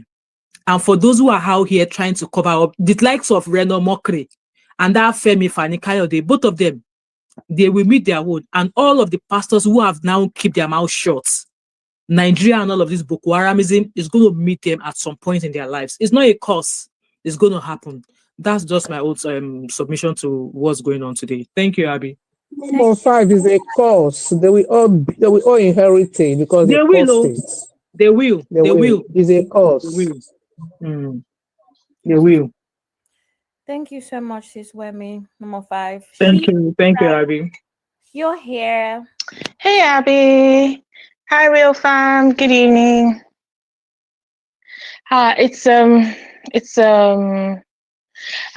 somber topic, so it's a bit strange to be sounding a little chirpy, but I think first of all I want to say happy birthday to Man of Prestige, and I think somehow we need to find ways to keep putting one foot in front of the other. So happy birthday, Man of Prestige, and I hope everyone is having a good evening, and I hope that we're not feeling overwhelmed by all the things happening in the news right now regarding our dear country, Nigeria, because we're all invested. Even if every single one of your family members have left or has left, my English is finished, none of your family members currently is in Nigeria, you will still have emotional attachments, and you will feel concerned about what's going on. So I pray that we're able to still stay positive while we hope that the right thing is done. Our leaders do the right thing. Let me not speak with a passive voice. We hope that our leaders do the right thing, and that we hope for the best for Nigeria. So as to Uncle Beno's questions, is there a genocide in Nigeria? How can I lie? I want to lie, and I want to say that I was not there when all the churches were burned in Zaria except one, because it was in the market. I want to lie. I was 3 years old at the time, and I remember because my family was also threatened because my father was a preacher, and our church, the church we went to, had also been burned, and the pastor's house had been burned, and the pastor came to our house with his daughter, and the military came to rescue us, and we lived in military protection for a month. I want to lie and say that didn't happen to me, but I remember it. I want to lie and say that there weren't times when there were onslaughts against Christians when I was growing up, and my parents would sit down and have a talk with us. Especially, I remember my mom having a talk with us as children. I remember being about 8 years old, 8 or 9, and telling us that, well, it's quite likely we won't live to see the next day, and that if anything happened to us and we died because we believed in Jesus, we'll go to heaven and we'll be with Jesus, so we didn't need to be afraid. And I remember waking up the next day thinking, oh, it looks like we're still here. It looks like life is still continuing. I want to lie and say that I don't remember when my best friend and her family were visiting their grandparents in Kano, and religious violence broke out in Kano, and I was scared that my best friend will not be alive. But somehow her father, who was a retired army officer, was able to get his family out of that situation and bring them back to safety. I want to lie and say that my university classmates did not die from religious violence. I want to lie and say that a young boy who lived with us, because he himself had been had come from a deprived background, who lived with my family, at some point when he was in secondary school, I want to lie and say that he wasn't killed in religious violence. I want to lie and say I didn't experience these things. I want to say that they didn't happen, but they happened. And I want to say that there aren't many other stories that I'm aware of people I know who, in the train attacks a few years ago from between Abuja and Kaduna, I want to lie and say that I don't have a friend who was shot in that train. I want to lie and say that the doctor who tweeted that people should pray for her and that she had just been shot, who eventually died. I want to lie and say that she wasn't working for my uncle, and that my uncle grieved terribly when she died. Even though I didn't know her personally, I knew who she was working for. I want to lie and say I don't know these things. I want to also lie and say that one of my closest family friends right now has not adopted about 60 children that he's raising, because most of them have been orphaned through the terror that's been happening in Plateau State. But these things are real, so I can't lie.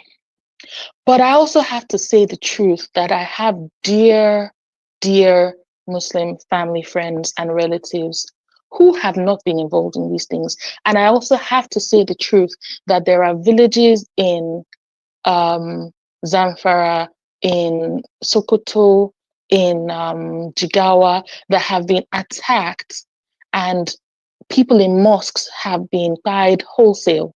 So I can't lie and deny that that has happened as well. So I have to say that there is indeed a Christian genocide. And the things I've talked about are historical things, the ones that I experienced, because I haven't lived in Nigeria for a long time. As Uncle Dara was talking about things that used to happen on Fridays in the north, I'm talking about things that were happening from the late 80s. So I'm giving away my age now.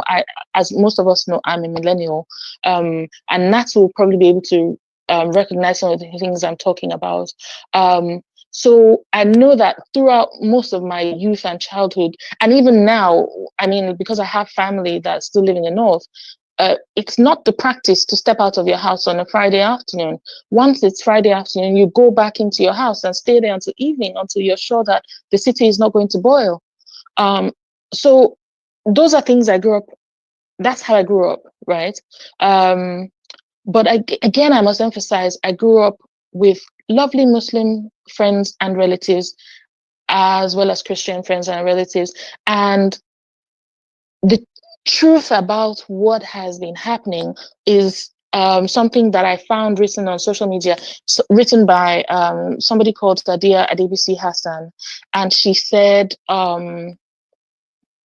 that it is true that Muslims have also been genocided, if we're using that word, or attacked. Muslim communities have been attacked terribly in Nigeria. But she said, if we're going to tell the truth, it hasn't been anybody else but Muslim extremists that have also attacked the moderate Muslims in Nigeria. So has there been a genocide? Yes. Muslim, certain, what's the word now? Moderate Muslims have been attacked, but Christians have been attacked wholesale as well, especially so in the Middle Belt. I have been spared by having overslept. If I hadn't overslept one Friday afternoon in 2001, I would have been in the thick of it and I may have lost my life. I overslept, and so I missed an event that I was supposed to be at. And if I hadn't missed that event, I don't know whether I'd be here today. I have hidden in my wardrobe because the sound of gunshots was too close. And I have to say that Sani Abacha said something. He said, if unrest continues beyond a certain number of days, government is definitely aware of it and potentially complicit. And the way these things used to happen in the north in the past, historically, it would be for a couple of days and then it would stop. But the things that have been happening in Plateau, Kaduna, Taraba, Benue, whereas Niger even, in the last 20, 25 years, have been wholesale and months long. And some communities have been wiped out entirely. And it is impossible to say that government does not know what's going on and does not know who is behind it. And I hope that Trump never invades Nigeria, but I hope that this wake-up call gives our government the cojones to stand up and do the right thing and block every avenue for a lot of it is also political violence. So I don't know if you would know, but in 2011 and 2007, the times when Muhammadu Buhari lost his presidential bids, there was political violence across northern Nigeria. But the political violence did not attack people who were non-APC supporters because it was not written on people's foreheads who was APC and who wasn't. And at that time, it was CPC. It wasn't written on people's foreheads who was CPC and who wasn't. Who did this attack? Christians. And in those attacks, I know people who lost their lives. I know people who lost their property. So, what are we saying? Is there religious violence? Yes. Does it come sometimes in ethnic colorations? Yes. Does it come sometimes in political colorations? Yes. Is government doing what they should do, or have they historically been doing what they should do? Capital, no. There have been some governments that have done better. Obasanjo's government definitely did better. Now, Goodluck was not a military person with a background, and Nigerians are used to a strong hand and a strong man. And Goodluck came being also democratic, and Nigerians did not know what to do with that. So he was trying to appease people. He tried to get our Almajiris off the streets, because if you've ever lived in the North or know anything about the North, you will know that sometimes Almajiris are used to foment trouble. And he tried to build schools for Almajiris, but did it work? No, because the system, it has to change from within. And there has to be a proper method of carrot and stick, as who was saying. But this is not about carrots now. We need to move to sticks, in the sense that there needs to be proper repercussions for when there's somebody on Uncle Beno has recently been posting, Gothic Abuki. He says the people who continue to use the Almajiri method, there needs to be proper repercussions for it, because we are depriving children of their childhood and we're using them as political tools. And now not only are the Almajiris have the Almajiris been used as political tools, moderate Muslims will tell us that the people that have been attacking in northern Nigeria, attacking both Muslims and Christians, do not speak the same type of Fulani that the Fulanis in Nigeria speak. They speak a different dialect. So it sounds like a lot of them are foreigners. They're from other countries. And it sounds like they were brought in to foment trouble should anybody, as political tools as well. Let me use that. Let me just couch what I'm saying in that. In those terms. They were also brought in apparently or allegedly as political tools. And now they don't have anywhere, they don't want to go back. So they're sacking villages and taking over the villages and renaming people's ancestral villages as their own. And our government is sitting and watching. So let's hope. I don't like the idea that Trump would come in boots on the ground in Nigeria. I don't like that idea. But I pray that the threat of that will slap the wisdom of God, the power of God, the good sense into our leaders to do the right thing and expel the evil from among us. Because how they keep reintegrating so-called Boko Haram repentance into our armed forces and into our society is beyond belief. It's confusing, it's frustrating, and it's something that needs to be done. So the second question of Uncle Beno, sorry, it took me a long time to answer the first question. Second question of Uncle Beno's second question is men of God. So before I talk about how terribly disappointing Reverend Wale Adefarasin's comments were, and in addition to his disappointing comments, the disappointing silence of some of the most celebrated men of God in Nigeria, who seem to, sit on all the grace that God has given them and enjoy the relative religious tolerance and peace that most of them enjoy in southern Nigeria. Before I go there, I'd like to say that please look on YouTube for interviews of someone called Archbishop Benjamin Kwashi. He's the retired Archbishop of Jos Anglican Communion, and he's written a couple of books. Well, he's written one book, his wife has written another, Gloria the Archbishop's Wife. His book is titled, I don't know if I can say it, is neither B-O-M-B nor B-U-L-L-E-T. That's his book. And there are quite a number of interviews of him on YouTube where he talks about the the threats to his life that he's encountered, and the ways in which God has protected him, and he has, well, he's, like I said, he now raises, I said this earlier, he now raises about 60 to 70 orphans that he's adopted, and also provides education for about 400 children, sorry, not orphans this time, free of charge. Him and his wife run a school in Jos. And they've been doing this for now decades. And unfortunately, in the course of ministry, because they minister in these places that are terribly deprived, they've buried hundreds of people. They've watched these attacks happen. They've experienced it themselves. The attacks have come to their front door. They've come into their own house. At the time when I said I was a child and our pastor's house got burned, he was our pastor. So that was when his house got burned, and we lived together under military protection for about a month. So are there men of God that are standing up and speaking the truth? Yes. And I thank God for Reverend Ezekiel Dachomo's the zeal that consumed him when he made those statements from the grave. You will find there are a few other northern pastors, not a few, many other northern pastors who've cried and who've called. I know that Bishop Jacob Kwashi, another bishop in the north, Bishop of Zonkua, also preached from graves and declared justice will come. I know a number of them have preached and declared justice will come. I thank God, because this is an idea whose time has come, and the cup of this injustice has reached its brim. I'm done.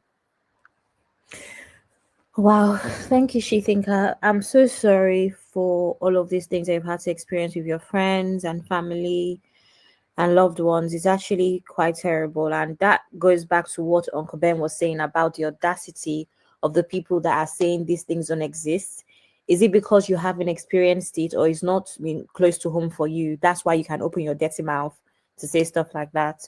So sorry, and also so sorry to Sister Biba as well, because it seems like it's been close to home for her as well. Okay, so I do have a video to play before we move forward, and then yeah, 1 second.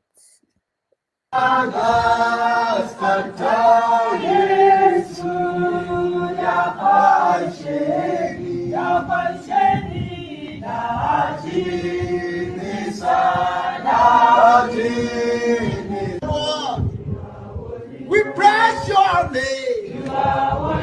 Jesus, Lord, to protect us, to guide us, Lord, to see us through, to fight for us, to give us hope in the name of Jesus.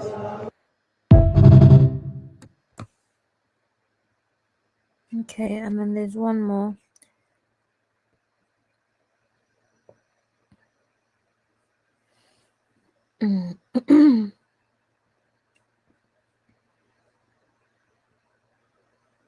Nigeria. Guns are blazing to wipe out terrorists and save Christians. And I see that some Nigerians are celebrating. I know that a lot of Nigerians are in love with Trump. And in fact, many of them are saying that this doesn't mean that he wants to invade Nigeria, that he will just be quick and sweet. Because of the way he puts it in his tweet, he wrote in there that he's instructing the Department of War to prepare for action. He said it will be quick, it will be swift, it will be sweet. Personally, I am hoping that he doesn't follow suit. I'm really, really hoping that he won't actually do it. Let's hope so. Of course, I'm in support of stopping all aid.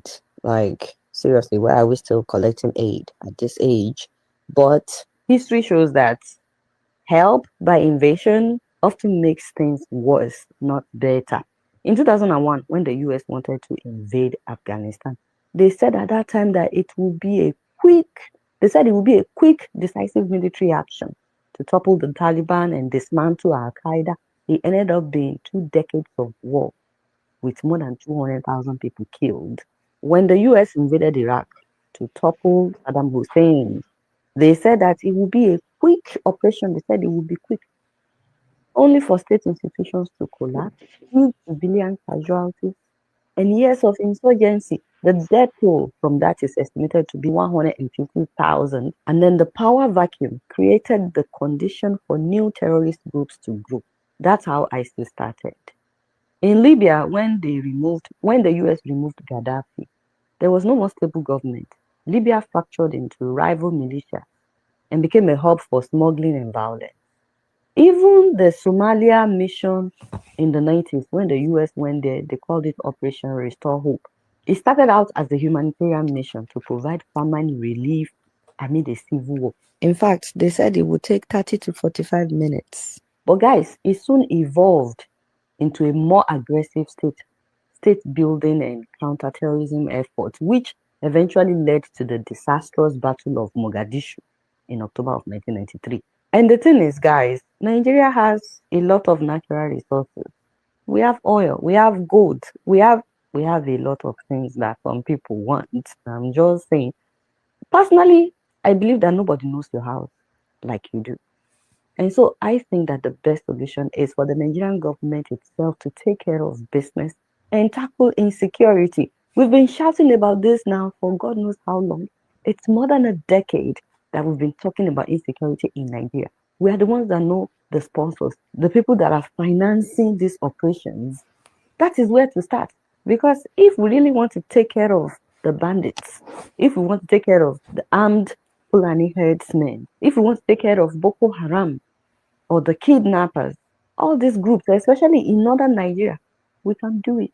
We can. It's just a matter of, do we want to? Because I don't understand. Why wait for Trump to... I'm tired.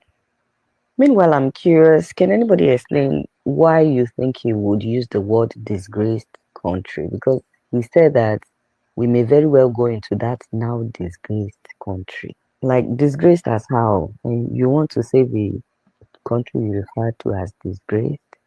So Trump says that he might go into Nigeria. Guns are blazing to wipe out terrorists and save Christians. And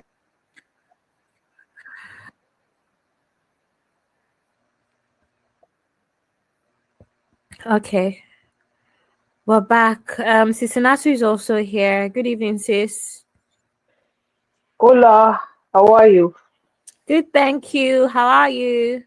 Good. Sweeting, I'm sending you hugs and kisses because you spoke my mind on this issue, honestly speaking. Being from the north, like we have first-hand information and experience that we've experienced. We have family members that are still back home. So some of the things that are going on, even the things that don't come up online, some of the things we know it. And I keep saying all the time, like Adeola was asking if Nigerian government want to take care of this, they will. Let me tell you something. All these governors in these states that they are doing the rest, sometimes they want to go to Abuja, they go by road. And call the band and tell them, I'm about to mount the road. This one is a known fact. Because tell me why none of them that have been flying that road has been attacked all this while. It's because they have intel. So they will tell them, I'm flying this road at this time. Y'all need to go back to your shell. When I pass, you guys can resume. So it's not like they can't take care of it. They know the freaking hell what's going on. They know the freaking hell how these guys got about that place. They know why. Like I keep telling you guys on this platform, this whole brouhaha and nonsense started from Barno 1 because their so-called former governor had them as his political tout. And when he got off, that Sharif, when he got off, he was no longer governor. He was no longer empowered, no longer has access to money. And his boys went haywire. And the whole camp, everybody went against themselves and they became uncontrollable. And that was it. And they started recruiting people, they started recruiting boys, and then they started recruiting people that were coming from outside. And then when there was going to be an election between Jonathan and Buhari, every that small tout brought guys from mercenaries from outside because their plan, if you remember when Jonathan won against Buhari the first time, and the guys that were his followers were acting up, and Buhari was asked to speak to them. His exact statement was that I didn't send them. So let me say this thing. If you are a father and you have kids, and they come and tell that your child is fighting or beating somebody's child outside, and they report it to you, or they tell you that your child is bullying people's kids, and the first comment that will come out of your mouth is like, I didn't teach him, or he didn't learn that from me. And so you think or you feel that it's not your own responsibility to call your child and be like, you can't do this. My 4-year-old niece just started pre-K, and we're told that she was bullying kids in school. Let me tell you, the parents had a meeting with her. I had a meeting with her. It was like a serious stuff. Because guess what? Nobody wants a bad rep for their child. Do you understand what I'm saying? So if you have people that are your followers that are acting up, you need to call them to order. But the fact that at that time when they were doing that nonsense, he felt like there's no need for him to call them to order because he didn't win, says a lot.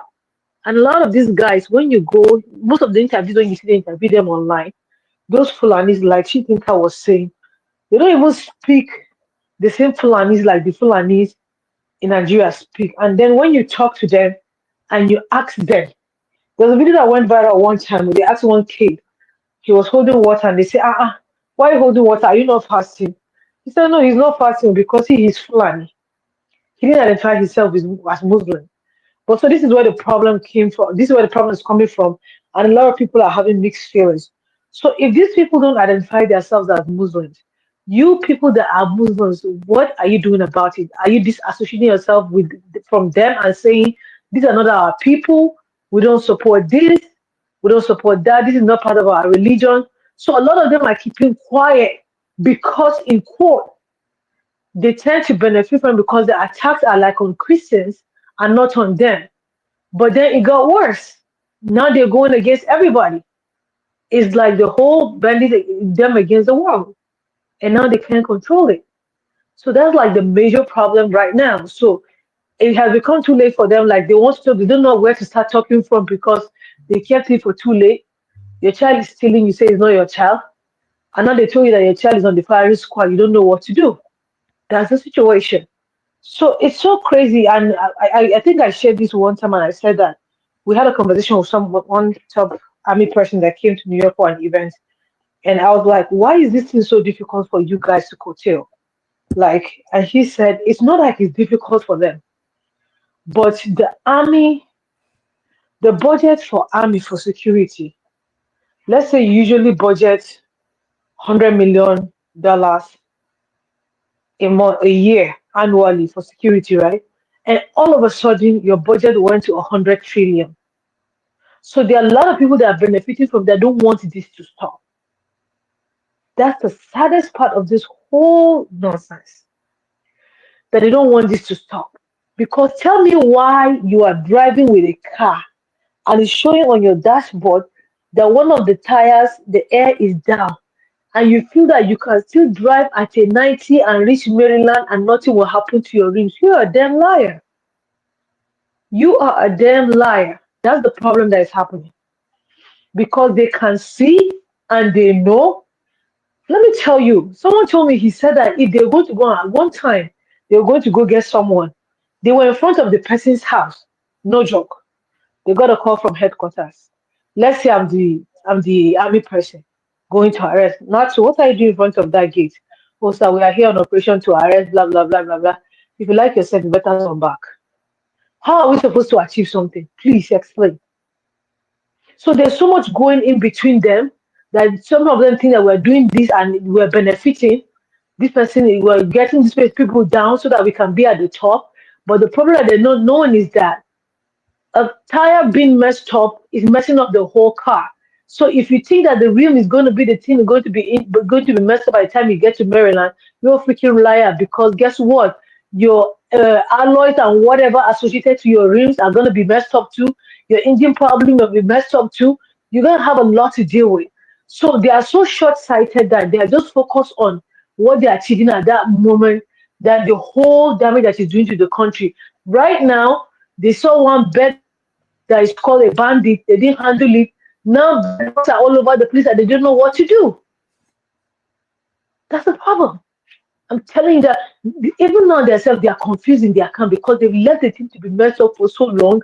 They don't even know. It's like somebody going from stage 1 to stage 4 cancer terminal. Please explain to me. Even if you are going for chemo, you are wasting your time. It's just sad. It's really sad when you think about it. And then when you also think that you have family over there. Like my husband is from Jos. My sister-in-law works like in the city. My mother-in-law is like in the village. Do you understand what I'm saying? So anytime I hear there's something going on, my mind just keeps. And I start calling, are you guys okay? Are you guys okay? Are you guys okay? I have nephews in boarding school in Jos. And that pastor that is speaking, yesterday we were just talking about my husband. I'm like, I commend this man for, because a lot of the pastors are keeping quiet. A lot of them, because some of them too are getting something. And some of them are even saying that even if I talk, nobody will hear me. So what's the result? But this man is saying, it's either I talk or I cry. But let me talk, even if I pipe, I've said something. And look at the attention his voice is gathering. You understand what I'm saying? So the problem now is going to be very hard. It's like seeing one bed bug in your house and not taking care of it, and your whole house is infested now. You visitors cannot come to your house and come and sit down. Something will be biting them. That's the level we are now. What are we going to do? It's only God that will help us with that one. Except to move Nigeria to another place and start all over again. But it's bad. It's really bad. As well. Thank you, Sister Natsu. Uncle Dayo. Uncle Dayo, are you Yes, here? Abi Amir. Yes, Thank you. yes, Abi Amir. Okay, can you help us get into it? What she think her and Sister Natsu said. See, the truth about the whole matter is that it takes people like Shitinka, Sister Natu, and people that have seen it, that have lived through it, or that have experienced it, to let you know the horror of this crime all over the north. Because it is more than what you are saying here. When you are in a moment whereby you are not sure that you can survive because of what is happening around you at that moment in time, and somehow you manage to escape, that trauma will always be in your mind. When Shitika was saying that there are some times that there was time that she had to lock herself up in her closet because the gunshots were too close. At that moment in time, what will her frame of mind be? Or as a baby, when the mother told them that they may not live to see the next day. You need to see people, you need to hear the story of survivors of all these atrocities for you to feel the impact of what we're talking about. And this is, some people are living this trauma day in, day out, as we're talking now, as we speak. I just read on the platform now that of recent now, about 3 villages were attacked. Now, you will not hear that one in the news because I think the government is doing everything possible to kill the news so that people will not know exactly what's happening. But people whose family are being quiet, they will talk. And these days of social media now, they can easily do a recording and upload it. Of course, they will try to bring down the videos and say all sorts of things, which they're already doing. But the truth of the matter remains that if this country does not rise up to face the truth and address the matter the way it's supposed to be addressed, we are just sitting on the keg of gunpowder, waiting for somebody to come and light the Ula Badu. If this thing is not arrested, I'm never in support of Trump setting foot of American soldiers in Nigeria. No, that will only complicate things the more. It's like jumping from jumping from a car and frying pan into a fire. Because already our situation is worse as it is. But Trump coming in seems to be much more complicated and worse than this. But what we need from them is to put pressure on this government to do what they're supposed to do as a government and give Nigerians security in their own country. That's all. That interview that Uncle Ben talked about, we have people, America they have all this information.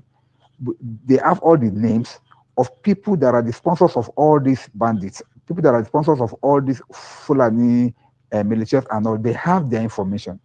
And ironically, some of them allegedly are in the government of the present PNB now.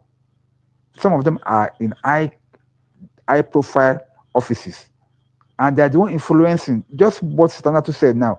When the army or when the people want to do something, they just receive order from above. Step down, don't do it. When bandits attack villages, we have read it on social media several times. When the army or when some militias wanted to go after them, they will step them down. Don't go. Don't pursue them. And these are people in government that are giving such orders. Are they with the interest of the country at heart, or are they not going after their own personal agenda, adjustments of the country? And when you're talking about security votes, as Sanatu said, security votes is what they are making money from, because now every month the amount of money the government is pumping into security votes for them, just like a piece of cake. And what do they do with this money? They're just sharing it into their own pocket and all. So these are the issues. I like what Adela said, and I like what Sanatu said, that we don't need any aid from any government. We don't need it, because all this is one of the senators, one of the videos that was played earlier on, confirmed that, it's an old video anyway. They were using it to say that all these aids that they were using was the same money that was being used to fund Boko Haram in those days. So when you're talking about all these things, it becomes complicated. But one thing that Nigeria is good at is that when things like this happen, instead of us to face the issue, we start delving into the shadows. Now we have a case at hand now. Nigerians are being quiet. They were saying that we are saying that there is a genocide going on in Nigeria. Instead of us to attack that issue and find a solution to it, people are not talking that, it's a political matter. Trump should not come in. Tinubu is not only Christians are being killed, not only this and it. They will not be picking issues instead of facing the real matter. And we are good at that. We will not divert from the major issue. Then we will not be pursuing only the shadows until that matter is watered down.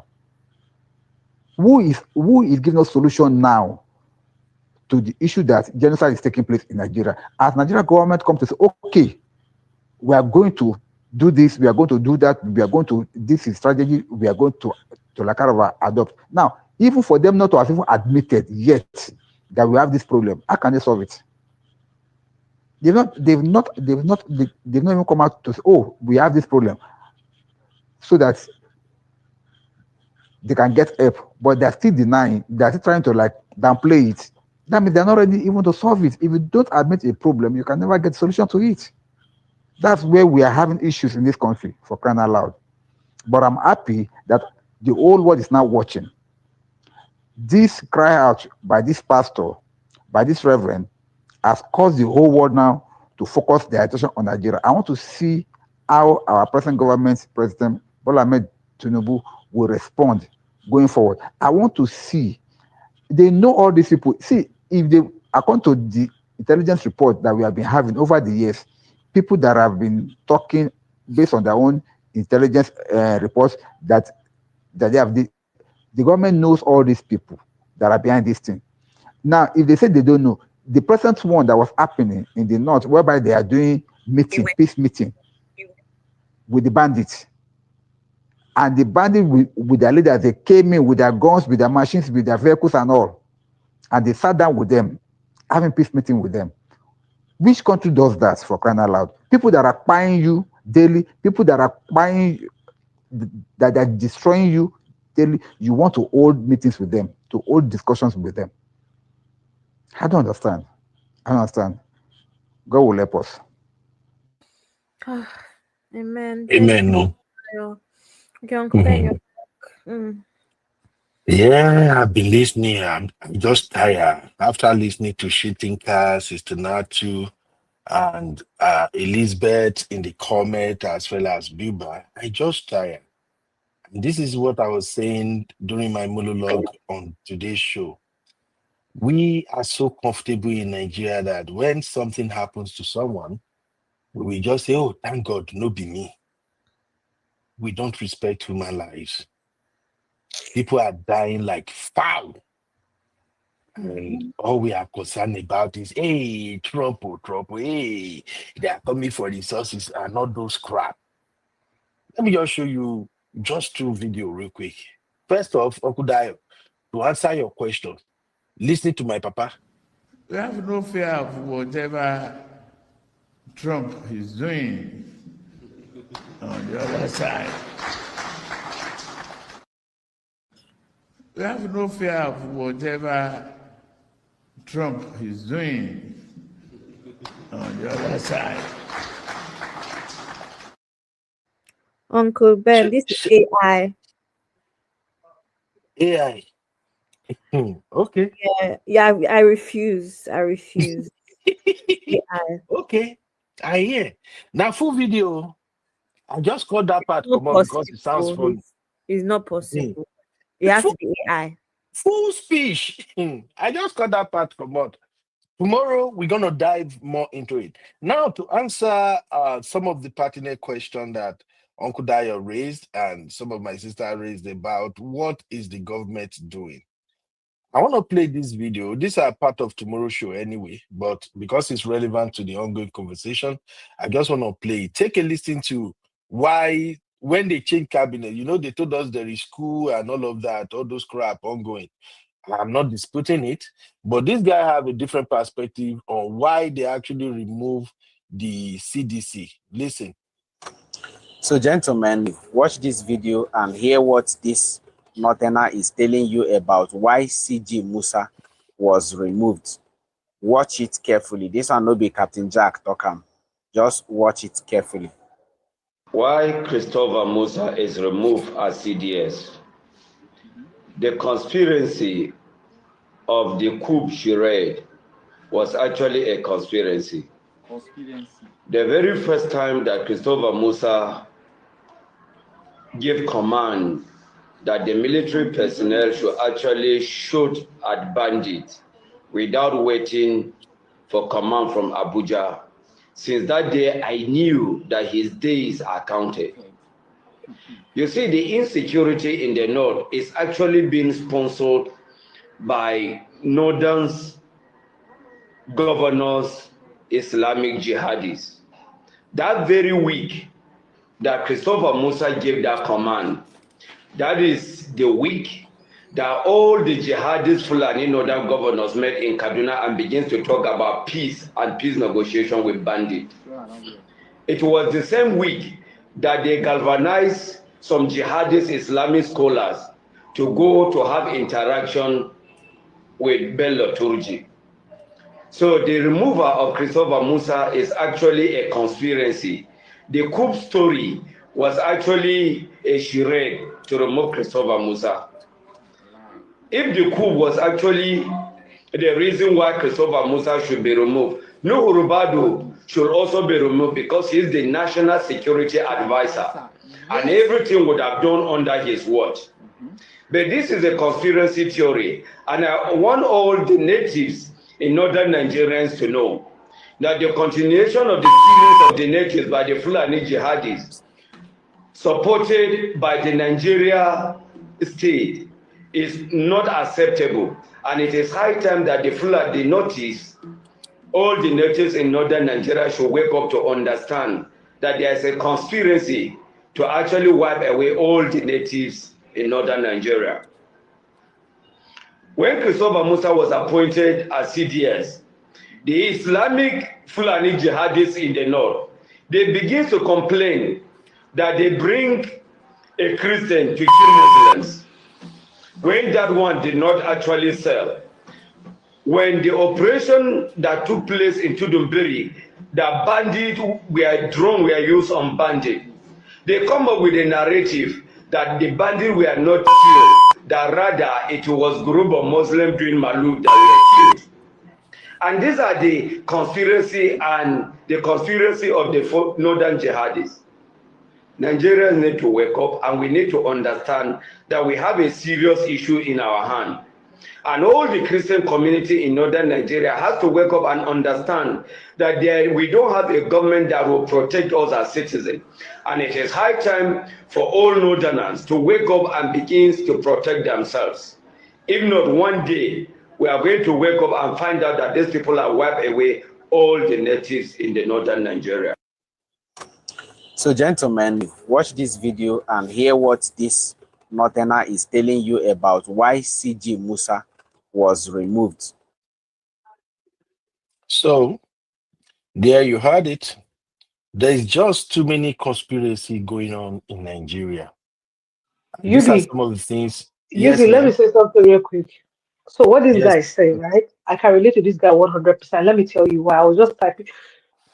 The problem that a lot of these Muslim fanatics have is that any top position in Nigeria that has to do with making such decisions like security and the rest of it should not be given to a non-Muslim. They have this idea in their head that they are higher than any other person. Let me tell you something. When Wike was made the FCT minister, the comment that came from there, I can go and dig up the videos and bring it for you, that the Malams were making, they said, in the history of Abuja, there's never been a non-Christian that has been the FCT minister. Now they are bringing an Arni. That's what they refer to someone that's not a Muslim. An Arni to be the head of FCT. Why? They made a big, let me tell you, it was a big issue among their community. So as this guy is saying it, I had to like trace back and said, you know what, he's right. He's right, because the moment they say you can kill anybody, a terrorist, if you see, don't wait for instruction. They just see it as an attack. They're going to say, okay, he's coming to wipe Muslims. And then the whole thing has been happening. Nobody's saying anything. Now somebody wants to take action. You guys are against it. And I'm going to tell you something. Tinubu might not be 100% like, he might be in support of the decision Musa made to do this thing and do that, shoot anyone that comes. But the people that are working with him might be pulling his head like, no, you can't. You understand what I'm saying? Because he doesn't make decisions by himself. There's a time Obasanjo did something like that. Nobody heard anything. He wiped out almost an entire village. It was later that the story started coming out. So that's the thing that they make it now. Because when Musa was there, they did not like it. And let me tell you, Biba can tell you, Elizabeth, I saw she's from Zangon Katab. I'm from Java. My village is not far from hers. When Musa was removed, the celebration on Facebook groups that are non-Muslims, you'll be shocked. Really? You go ask them, unmute yourself and say it. Oh, wow. Yes. There was a big celebration for them. Oh, now, blah, blah, blah. They were there, this and that. It was a big, they made a big issue when they made him. They said he's not working, he's the worst defense, this thing, whatever. He has not done anything. And that they say, finally. Let me tell you, when the governor of Kaduna, former governor of Kaduna, Yakuwa, he was the governor with, I forgot, Namadi Sambo, and Namadi was made the vice president.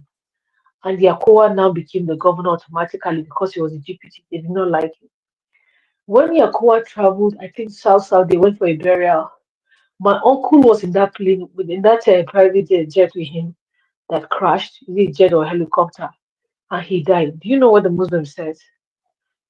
Chitinka, translate for me. They said, Allah Aradawiyin Kasa. Like it's a way of celebrating his death because he's a non-Muslim. So now he's dying. They are going to move a Muslim person to be the governor, not a non-Muslim. Wow. Elizabeth put it in the chat. This thing happened between last week and this week. They were attacking a village, Kaswama Ganikala area. I have friends from that village, like 2 or 3 times in 1 week. The number that she said, 56 people, that's the number that we know. My friends are from that village. I have friends, I've gone for a wedding in that village. I know where that village is. It's more than that. That's the number that they gave them. They have not finished, they don't have the head count yet. Uncle Ben, leave matter for my friends. I just want to thank everybody for being honest and sincere. I want to thank you all for being objective on today's show, because this is a very, very delicate and very sensitive issue. In Nigeria, anything that involves religion and tribalism, na wahala. Many Nigerians, once it comes to tribes and religion, some of us don't see eye for eye. As soon as this matter started, I questioned myself severally, like, should I do a live show or should I just do a streaming? So that if I stream, I won't have to bother myself. Everybody can just leave their content, their comments, and go. But I thought like we need to speak up. And God bless you, Sister Yvette, for at least recognizing that what we are doing here is just to educate people. On this platform, we have Hausa, we have Igbo, we have Yoruba. A majority of us knows where this thing pains, where it hurts every one of us. I was watching Atibi video this morning about this Trump invasion and all of that. You know my Atibi now. I can see the passion in Atibi. When I know friends say they laugh, Atibi maybe they laugh. When Atibi said, Trump, man, wow, that Trump should not come. Because I can't wrap my head around why we are so insensitive to human life, why we are so insensitive to pain in Nigeria. All these kidneys just feel like the norm. That is the most scariest part for me. You see videos of people being paid, video of people being kidnapped. I think last week, or is it 2 weeks now, I saw a video of a girl that was kidnapped by these crazy people. One girl. Papa, mama not even get money. They put gun to her head. And she was appealing. I think they were demanding, is it 20 million naira or something? We saw all these things on social media. And sometimes when you go to the comment section, and you will see some of these stupid people will say, their mama supposed don't take them do misration. And you will see the comment they are dropping. I've seen people who live in Lagos, majorly Lagos, make I even live on that side.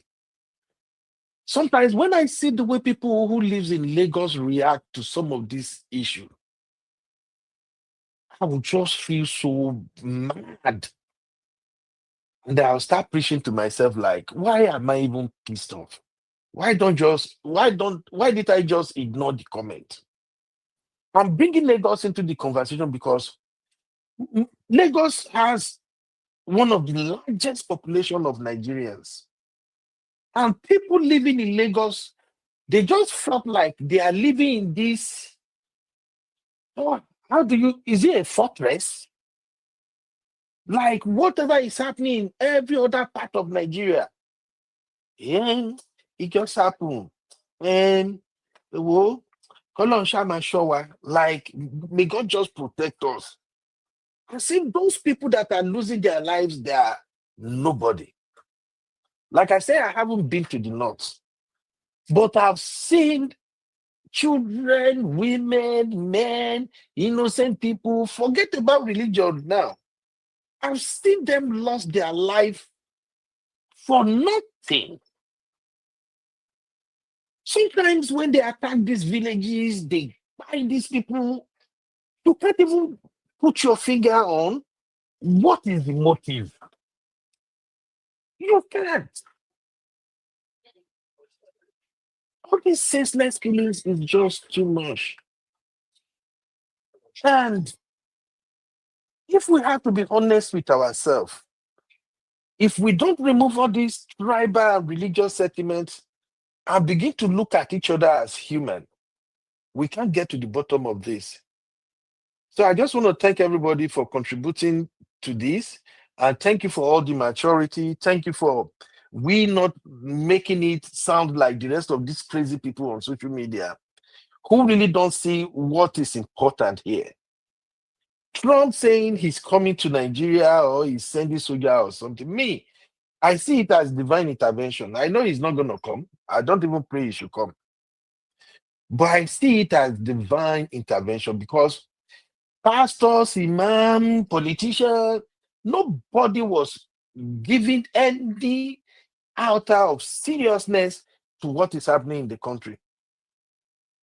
The innocent people that are dying every day, the poor people die every day. I saw a video of that IDP camp. Fear hold me. Say, here. So all these people here, they are homeless now.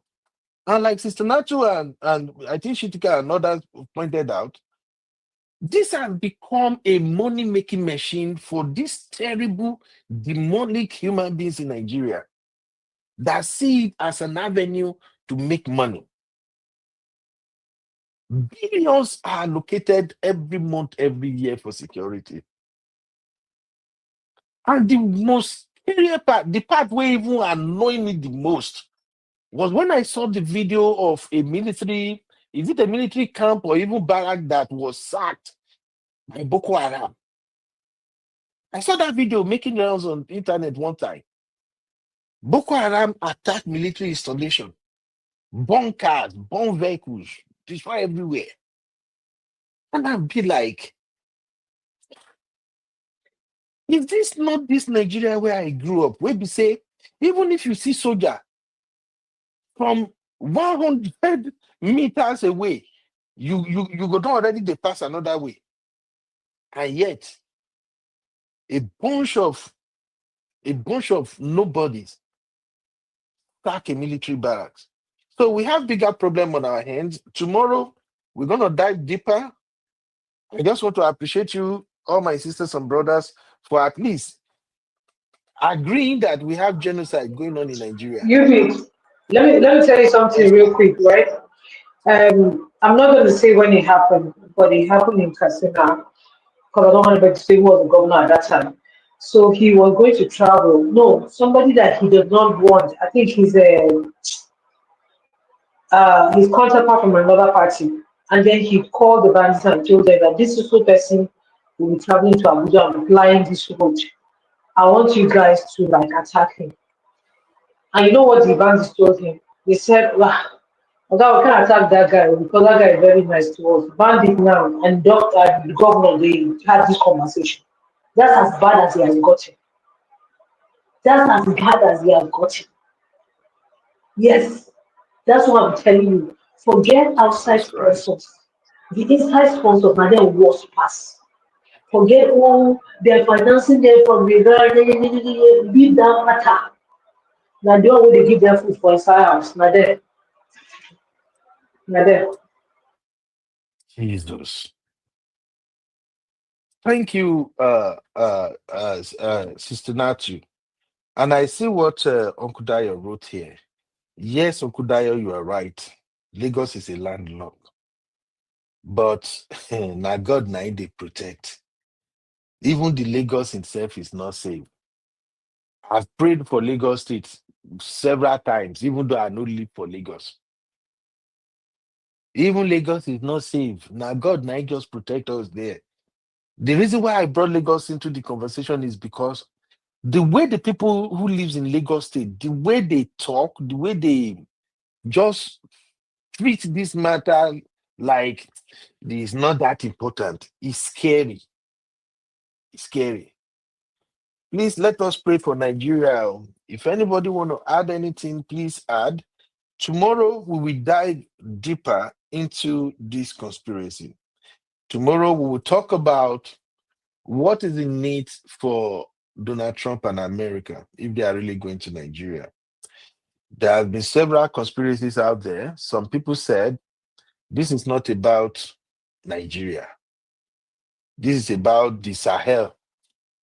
That is Niger, Burkina Faso, and Chad. There's another conspiracy out there that France has already established a military post on the northern part of Nigeria. I think Maiduguri or which place. According to the narrative they put out there on social media, they say bandits have sacked people in one village. They chase everybody away. And that the French government, they've already started pouring their military in the place. Well, I can't dispute it. I don't know what's going on. These are just conspiracy theories. Some people also put conspiracy theory out there that it is the Igbos. They don't like Tinubu. They are the one who went to report who went to report Nigeria to Trump.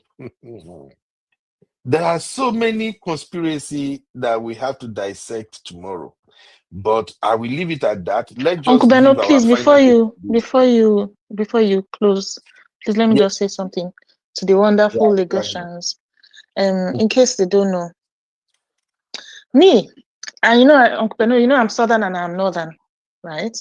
Yes, ma'am. There was a time, and I also lived in Lagos for a bit. There was a time when I noticed that almost all the gatesmen in the places where my family and my friends lived were Hausa-speaking people from different countries, not Nigerians.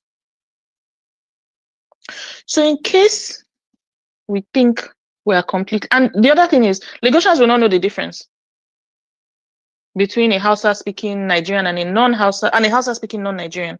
They won't know. So when Southerners feel like they are untouchable and they're sitting safe beyond, behind their glass cages, they should bear in mind that some of the people that they've had, they should not now start going to purge people because some of them are genuine economic migrants. But if somebody had a plan, a security plan, threat to Lagosians, it's not hard. The sooner we all cohesed as Nigerians and decided to tackle insecurity and tackle the politicians who are sponsoring it and who are benefiting from it, the better for us. If you think it's not your business, they will make it your business. When Zaria burned in 1987, Jos was the place people ran to as a fortress. By 2001, Jos was on fire, and Jos has been on fire since 2001 till date. Till date. Jesus.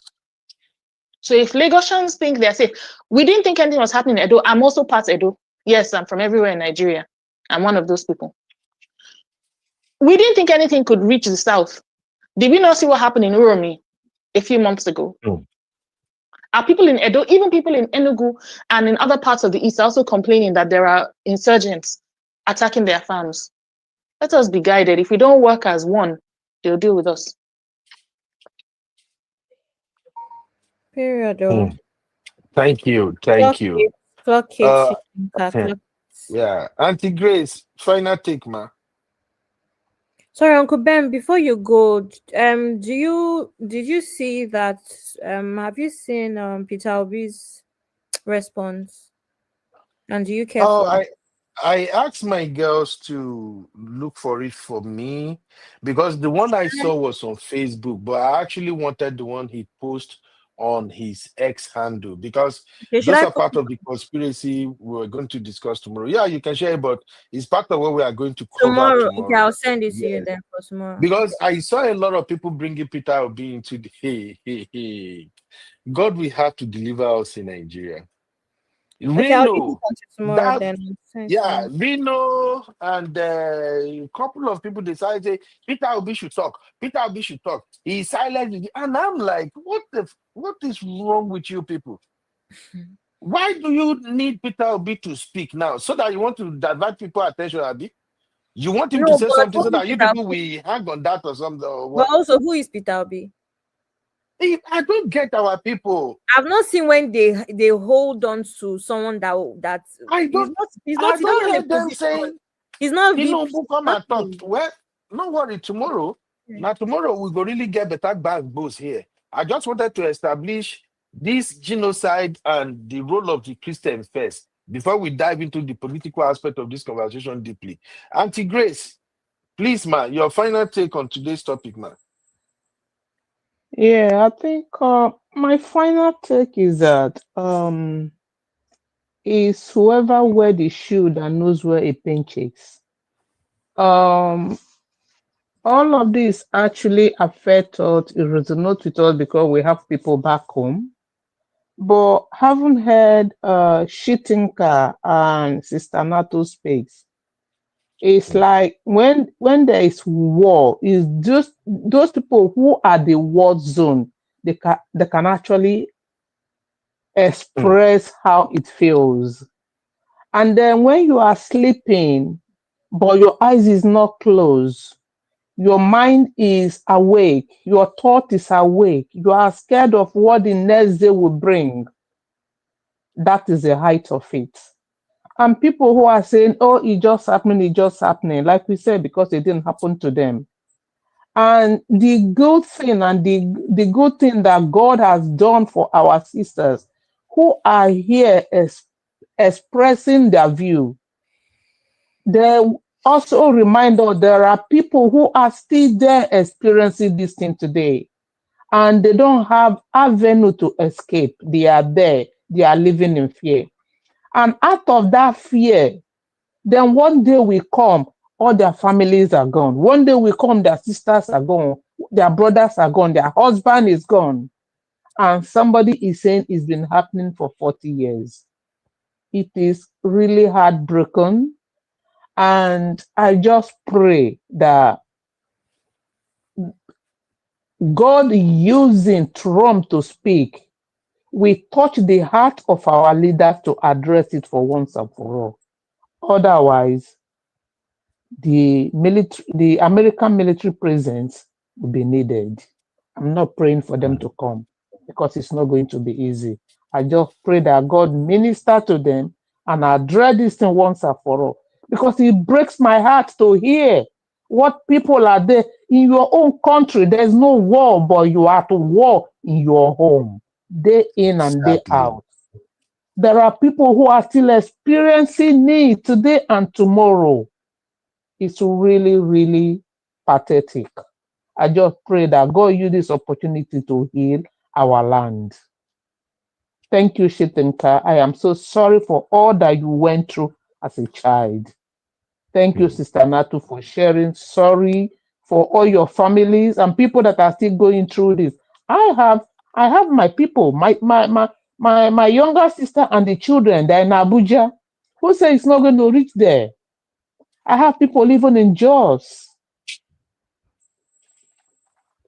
God will heal our land. Thank you. Amen. Amen, ma. Amen. Amen. Uncle Dio, your final take, sir. Thank you, Auntie Grace. Have a good night. Okay, Uncle Ben. Okay, Uncle Go Ben. ahead, Uncle Thank you Dio. very much. Now, the thing is this. When I said Lagos is landlocked, I'm not saying that Lagos is saved. See, insecurity happens everywhere. It has been happening in Lagos also. If I can quickly say this, there was a time that in the whole of Lagos, we are under the fear of being attacked by these bandits and by all these Muslim militias. Okay, that time, the whole of Lagos was on edge.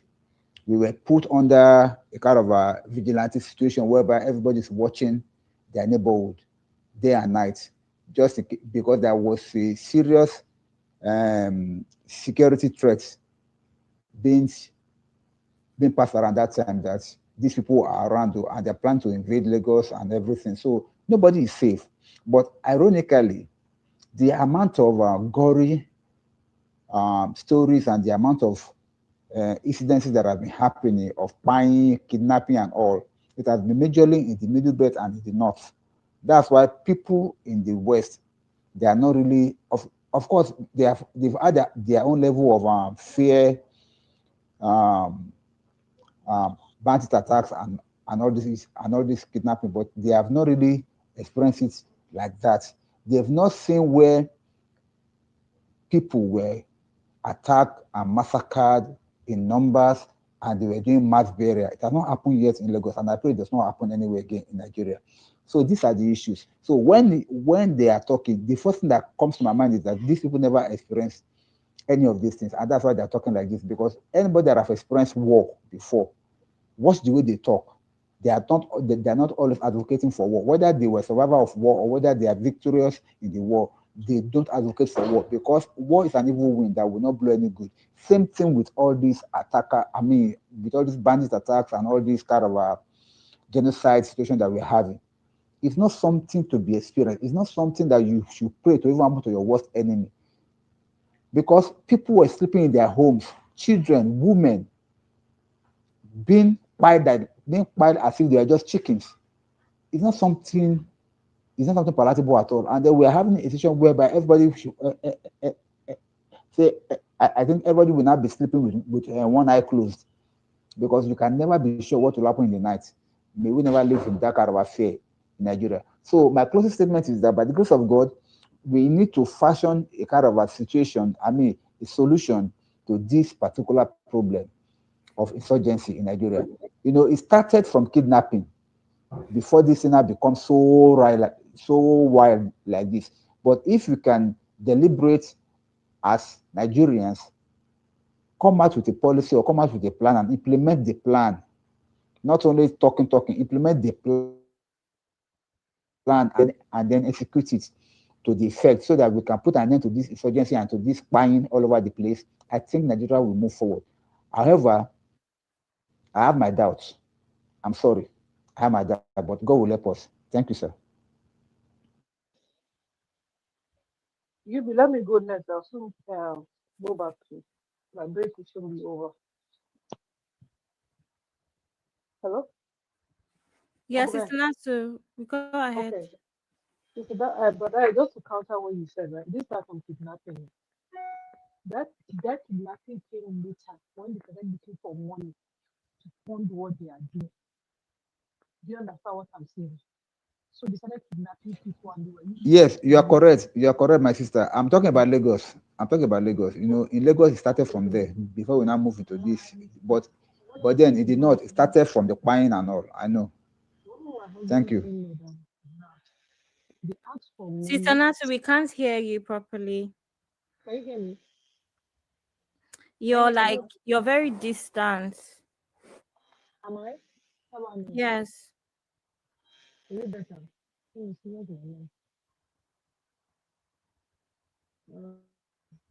How about now? Is it better? No, it's not. Let me check that.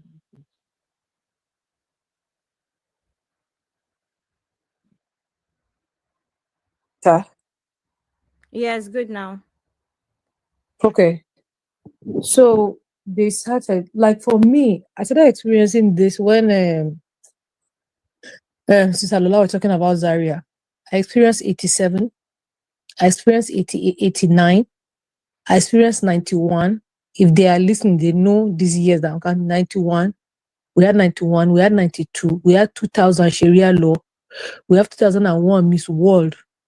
And let me tell you, the one that happened in 2000, my grandfather was sick, he had stroke. And the people that, this is really emotional, and the people that he used to feed were the same people that came to burn his house.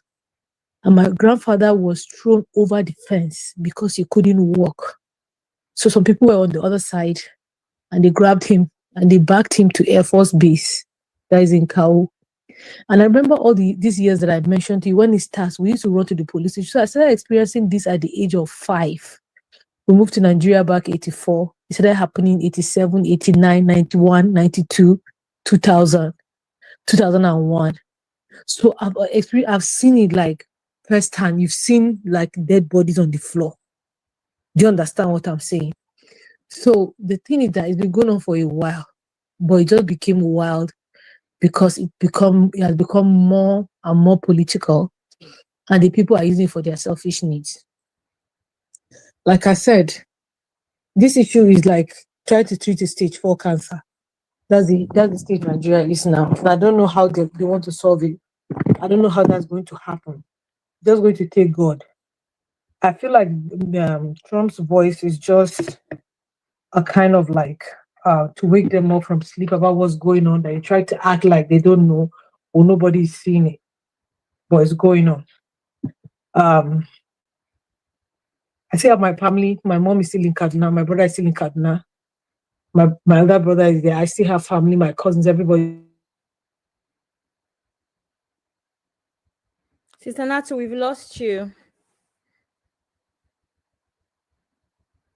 Oh, I don't know what's going on. Sister Natu.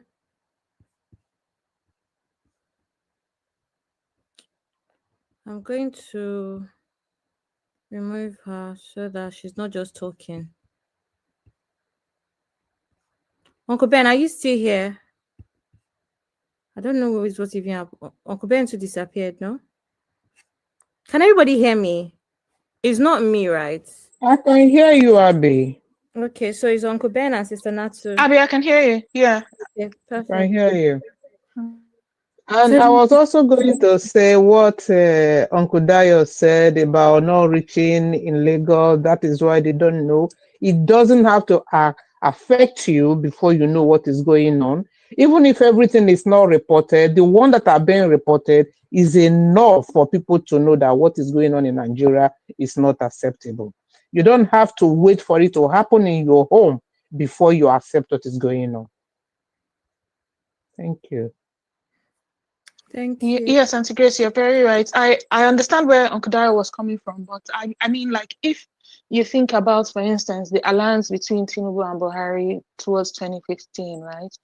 If people in the South at that time were aware or thinking about the fact that, come off it, this is somebody whose election losses have occasioned the loss of lives in the North. Is this really a safe person to be getting into a political alliance with? You know? There would have been clamors in the South to make Tinubu rethink that alliance, because I don't want to go into the details of the things that happened when Buhari lost. I don't want to go into the details of the things he said. There was a time when he said both the monkey and the baboon will be soaked in BLWD. Yeah, there were times when he said all sorts of things, and there were also Southerners who lived in the North who experienced this violence. And the reason is because, okay, so in the South, there's a lot of religious tolerance, which is beautiful. And I wish we could replicate that in the North, right? But because there's such tolerance in the South, many Southerners just think, those people are not, people in the North in fact, some of them don't ever get to hear the news. And when they hear it, they don't think of it as serious. And they just think that all of us in the North are honest. And the truth is, most of us in the North are simple people who are honest. Like I said, there are many, many good Muslim and Christian Northerners.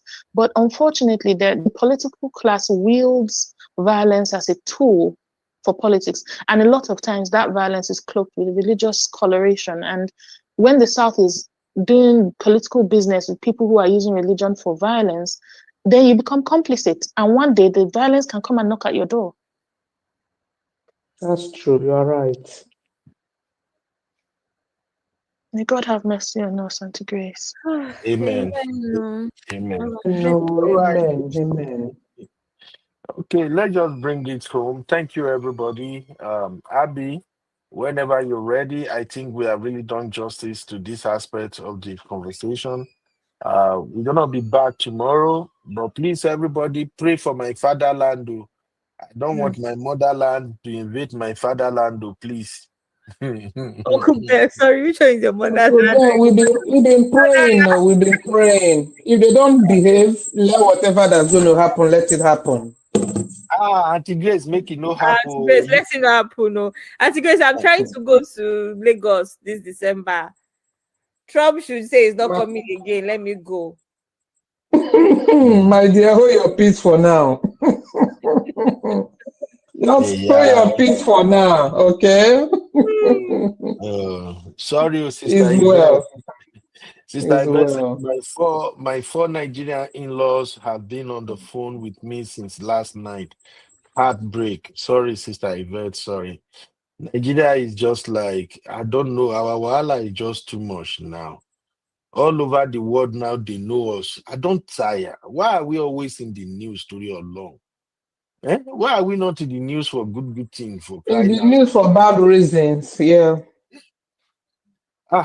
It's becoming tired and nauseating. Every time Nigeria, this night. I was watching a comedy skit last night too, where one guy said 4 countries you must visit in Africa before you buy. You have to visit them. The guy counted all countries, and the guy was like, "Oh, you were surprised I did not mention Nigeria? Don't worry, you don't have to visit Nigeria. Nigeria will come to you." And I'm like, this guy is actually right too. Nigeria will come to you. Oh, Misty. Will come to you and happen to you. Abi, Misty, we don't like this type of negative light, Gary. It's just crazy. I know even me, we are all guilty. Because these things that America does in other countries, we've been following, we read the news, we analyze and just move on. But like they say, when you see somebody raise GUN and point at somebody and squeeze the trigger, you can explain it, you can describe it. But when they point it to you directly, sometimes you can't even explain it to, because the shock will be too much. So this is like the US pointing GUN at Nigeria right now. It's such a very confusing situation. On the one hand, I know if it doesn't take this type of reaction from Americans, from somebody like President Trump, Nigeria will brush this aside. They will say nothing will happen. If Trump was somebody like former President Joe Biden, people not go even to worry. Biden get hurt. But with my Uncle Dono, no, they send anybody. Oh. That's why I don't even want him. I even want him to forget about us. I wish somebody can give him a burger or something. I know he like McDonald's burger. Maybe they can give him burgers for him to forget about this. But again, if he doesn't move, this massacre will continue. We are all tired. All the northern imams and pastors and politicians running from pole to pole now is because of Trump. If it's not for Trump, it's going to be business as usual. And now that America is involved now, I know all their nyash, they go reveal them. Because trust me, if America really dive into this thing, they will reveal all the people who are actually behind all this mess. But at the end of the day, we may end up not having a country. Some people don't know how, look, you may know how the war started, but how it will end, you don't know. Some people are even jubilating and say, yes, may Trump come, may we divide, make everybody they go. And sometimes I will just look at our people. Oh, you want to make Igbo go, make Yoruba go, make Hausa go. And you think that's the solution. People that are leading you now, collecting billions from federal allocation, and they are not doing jack. You think it is when you go on your own that you can do anything? It will worse. In fact, if Nigeria should even divide today, I project for the next 3 to 5 years of that division, there will be civil war everywhere. These people that doesn't agree with each other, or do you think even if we separate today, a new set of individuals will just show up overnight? A saint. You think it's still not the same, these corrupt, wicked politicians that are still going to be in charge of all those countries that are split away? So I think we are better off if we are together. Let's just figure how to tackle this insecurity first. This is becoming too much. Every day now you see video of people traveling and they are being robbed or they are being kidnapped. So it's just too much. But thank you, everybody. We're going to be back tomorrow. And tomorrow will be the starting of the main gas boost. So there will be no rants tomorrow. I will just present the issue and we start addressing it. She Tinker, my lovely sister, I'm so sorry for what you experienced. I pray God to at least console you and your people. These experiences are not easy. I remember when we had the Ijo Elijah civil war in Ondo State. Friends that we were drinking, playing together. You will see some people head, you go begin fly. Some people, you go drive for Riverine area, you go see where they put some people head at a stake. After they don't fight them, they put them on stake. People don't know. They hear war. They don't know what's up. I told some of my guys one time when we were discussing Biafra war and all of that, and I'm like, well, I thank God I wasn't born during the Biafra war, but reading books about the Biafra war alone, it gave me chills. Some of those books are so graphic and detailed. I read one of the book written by one of the generals, and it described a battle that went down, is it in Onitsha or somewhere, where the Igbo soldiers engaged the Nigerian army, and it turned to a fist fight, like they were exchanging blows.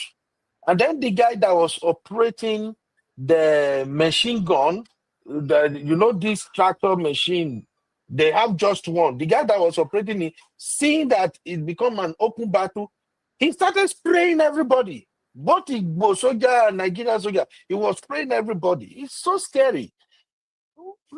Nobody should even expect war to happen in any form or anyhow. We saw what is happening now with all the jihadists and everything. It's scary. So I don't pray for it. I pray that Almighty God will somehow lead us above this. So please, when you're coming tomorrow, we will examine Tinubu's role.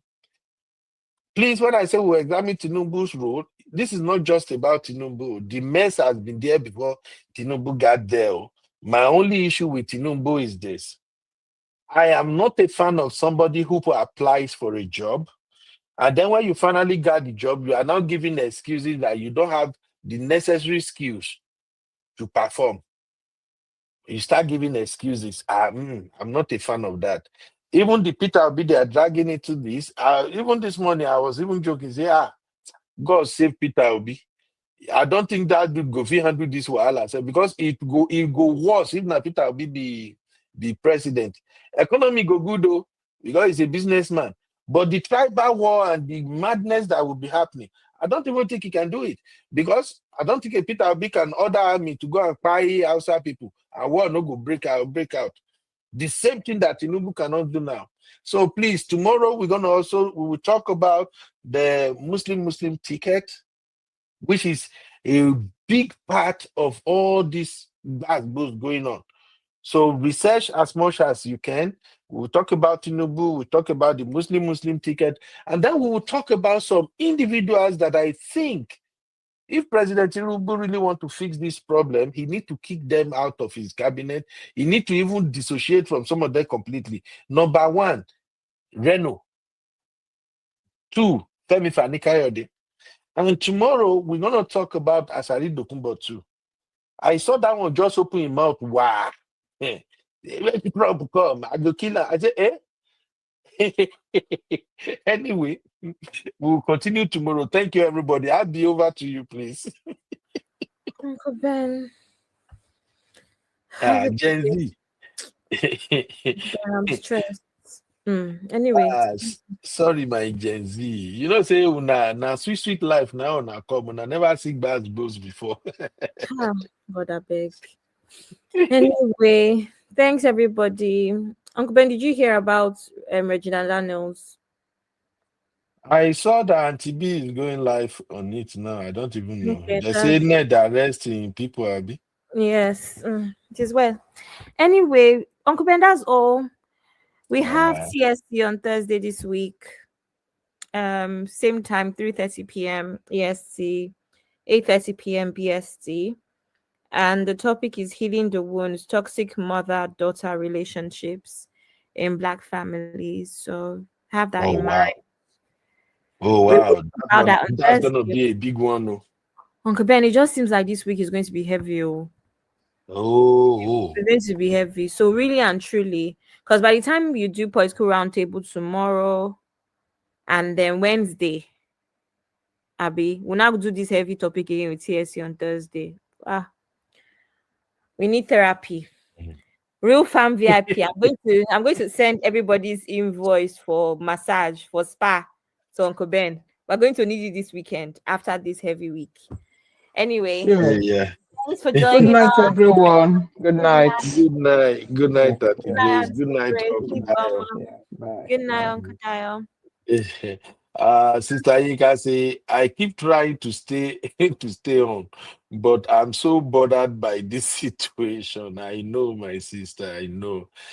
Sister Teju said, I deliberately did not join the convo tonight because I do not want to be contentious, because that scatty-haired man is just using us to populate his scorecard. Thank you.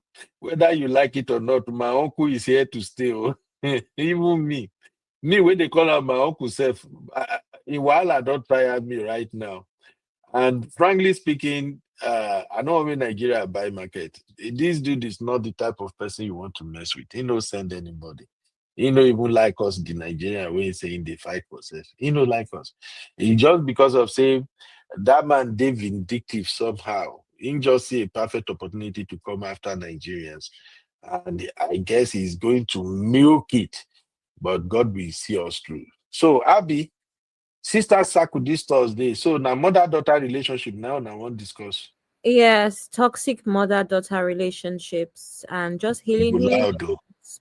A lot of daughters, first daughters especially, they tend to have somewhat of a relationship. It can turn toxic real quick if not handled with care. I think that most of the time it comes from a lot of mothers just really want their daughters to begin with. It starts with a lot of mothers really wanting their daughters to turn out right. And maybe they see themselves in them a little bit and want to curtail those things really quickly. But like I said, it could easily turn toxic. And then there's other terrible situations where some mothers are just really bad. But that's by the way. So this is what we're going to be getting into on Thursday. And I'm sure, as always, with TSC topics, a lot of us can relate.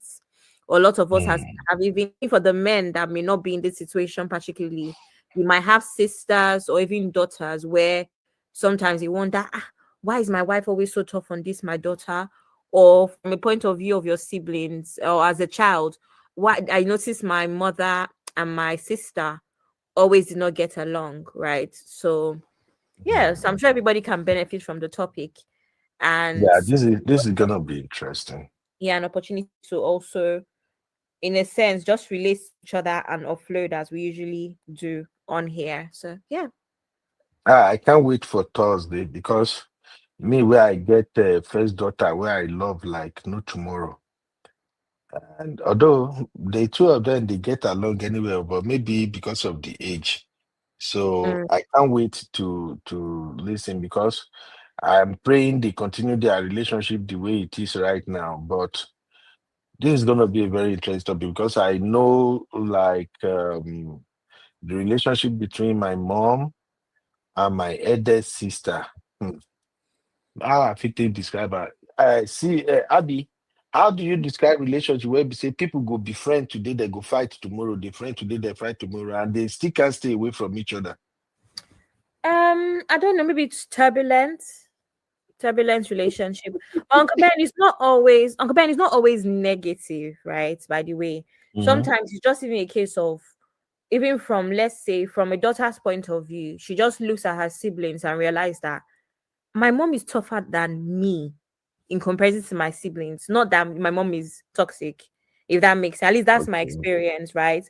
But I find that happens with first daughters a lot, where the mothers just really see them as almost assistant mom, mini me.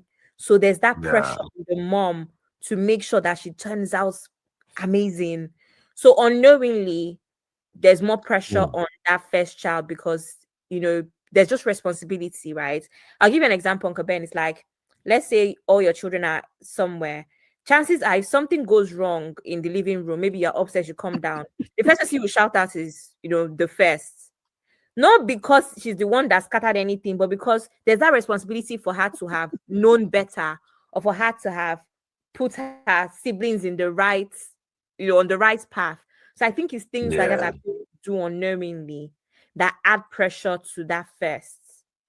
And mothers add pressure to the first daughter. Do you understand? So it's not always toxic. Yeah. It's not every single this is really gonna be so good. I can't wait the Thursday. And I know the sisters they always bring it 100. Okay, thank you very much, Abby. As we are leaving, let me just share this for people to just laugh. Make it not be say we know to laugh before we come out today. So, according to this post from my friend Joy Kokodia, see, people wait in London, they like bars boost. So, Joy said, panic in White House as Nigeria Army send first missile to US. Oh yeah, watch this, my people. Nigeria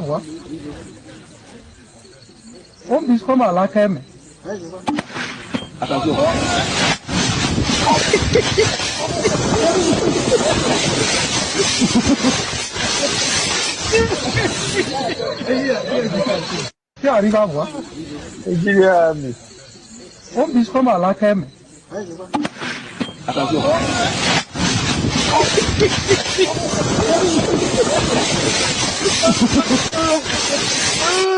my God.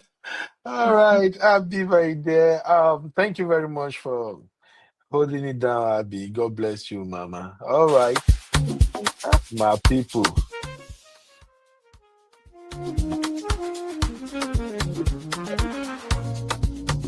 Yeah, yeah, yeah. You be in the building. Hey, vibe with Uncle Bino. Let's go. Now happy hour things, you know. Hang out with you, babe. It's our vibe tonight. Hey, laugh and learn. We shining bright. Oh yeah. You.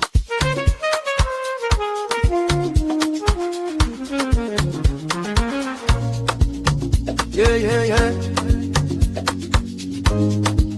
You be in the building.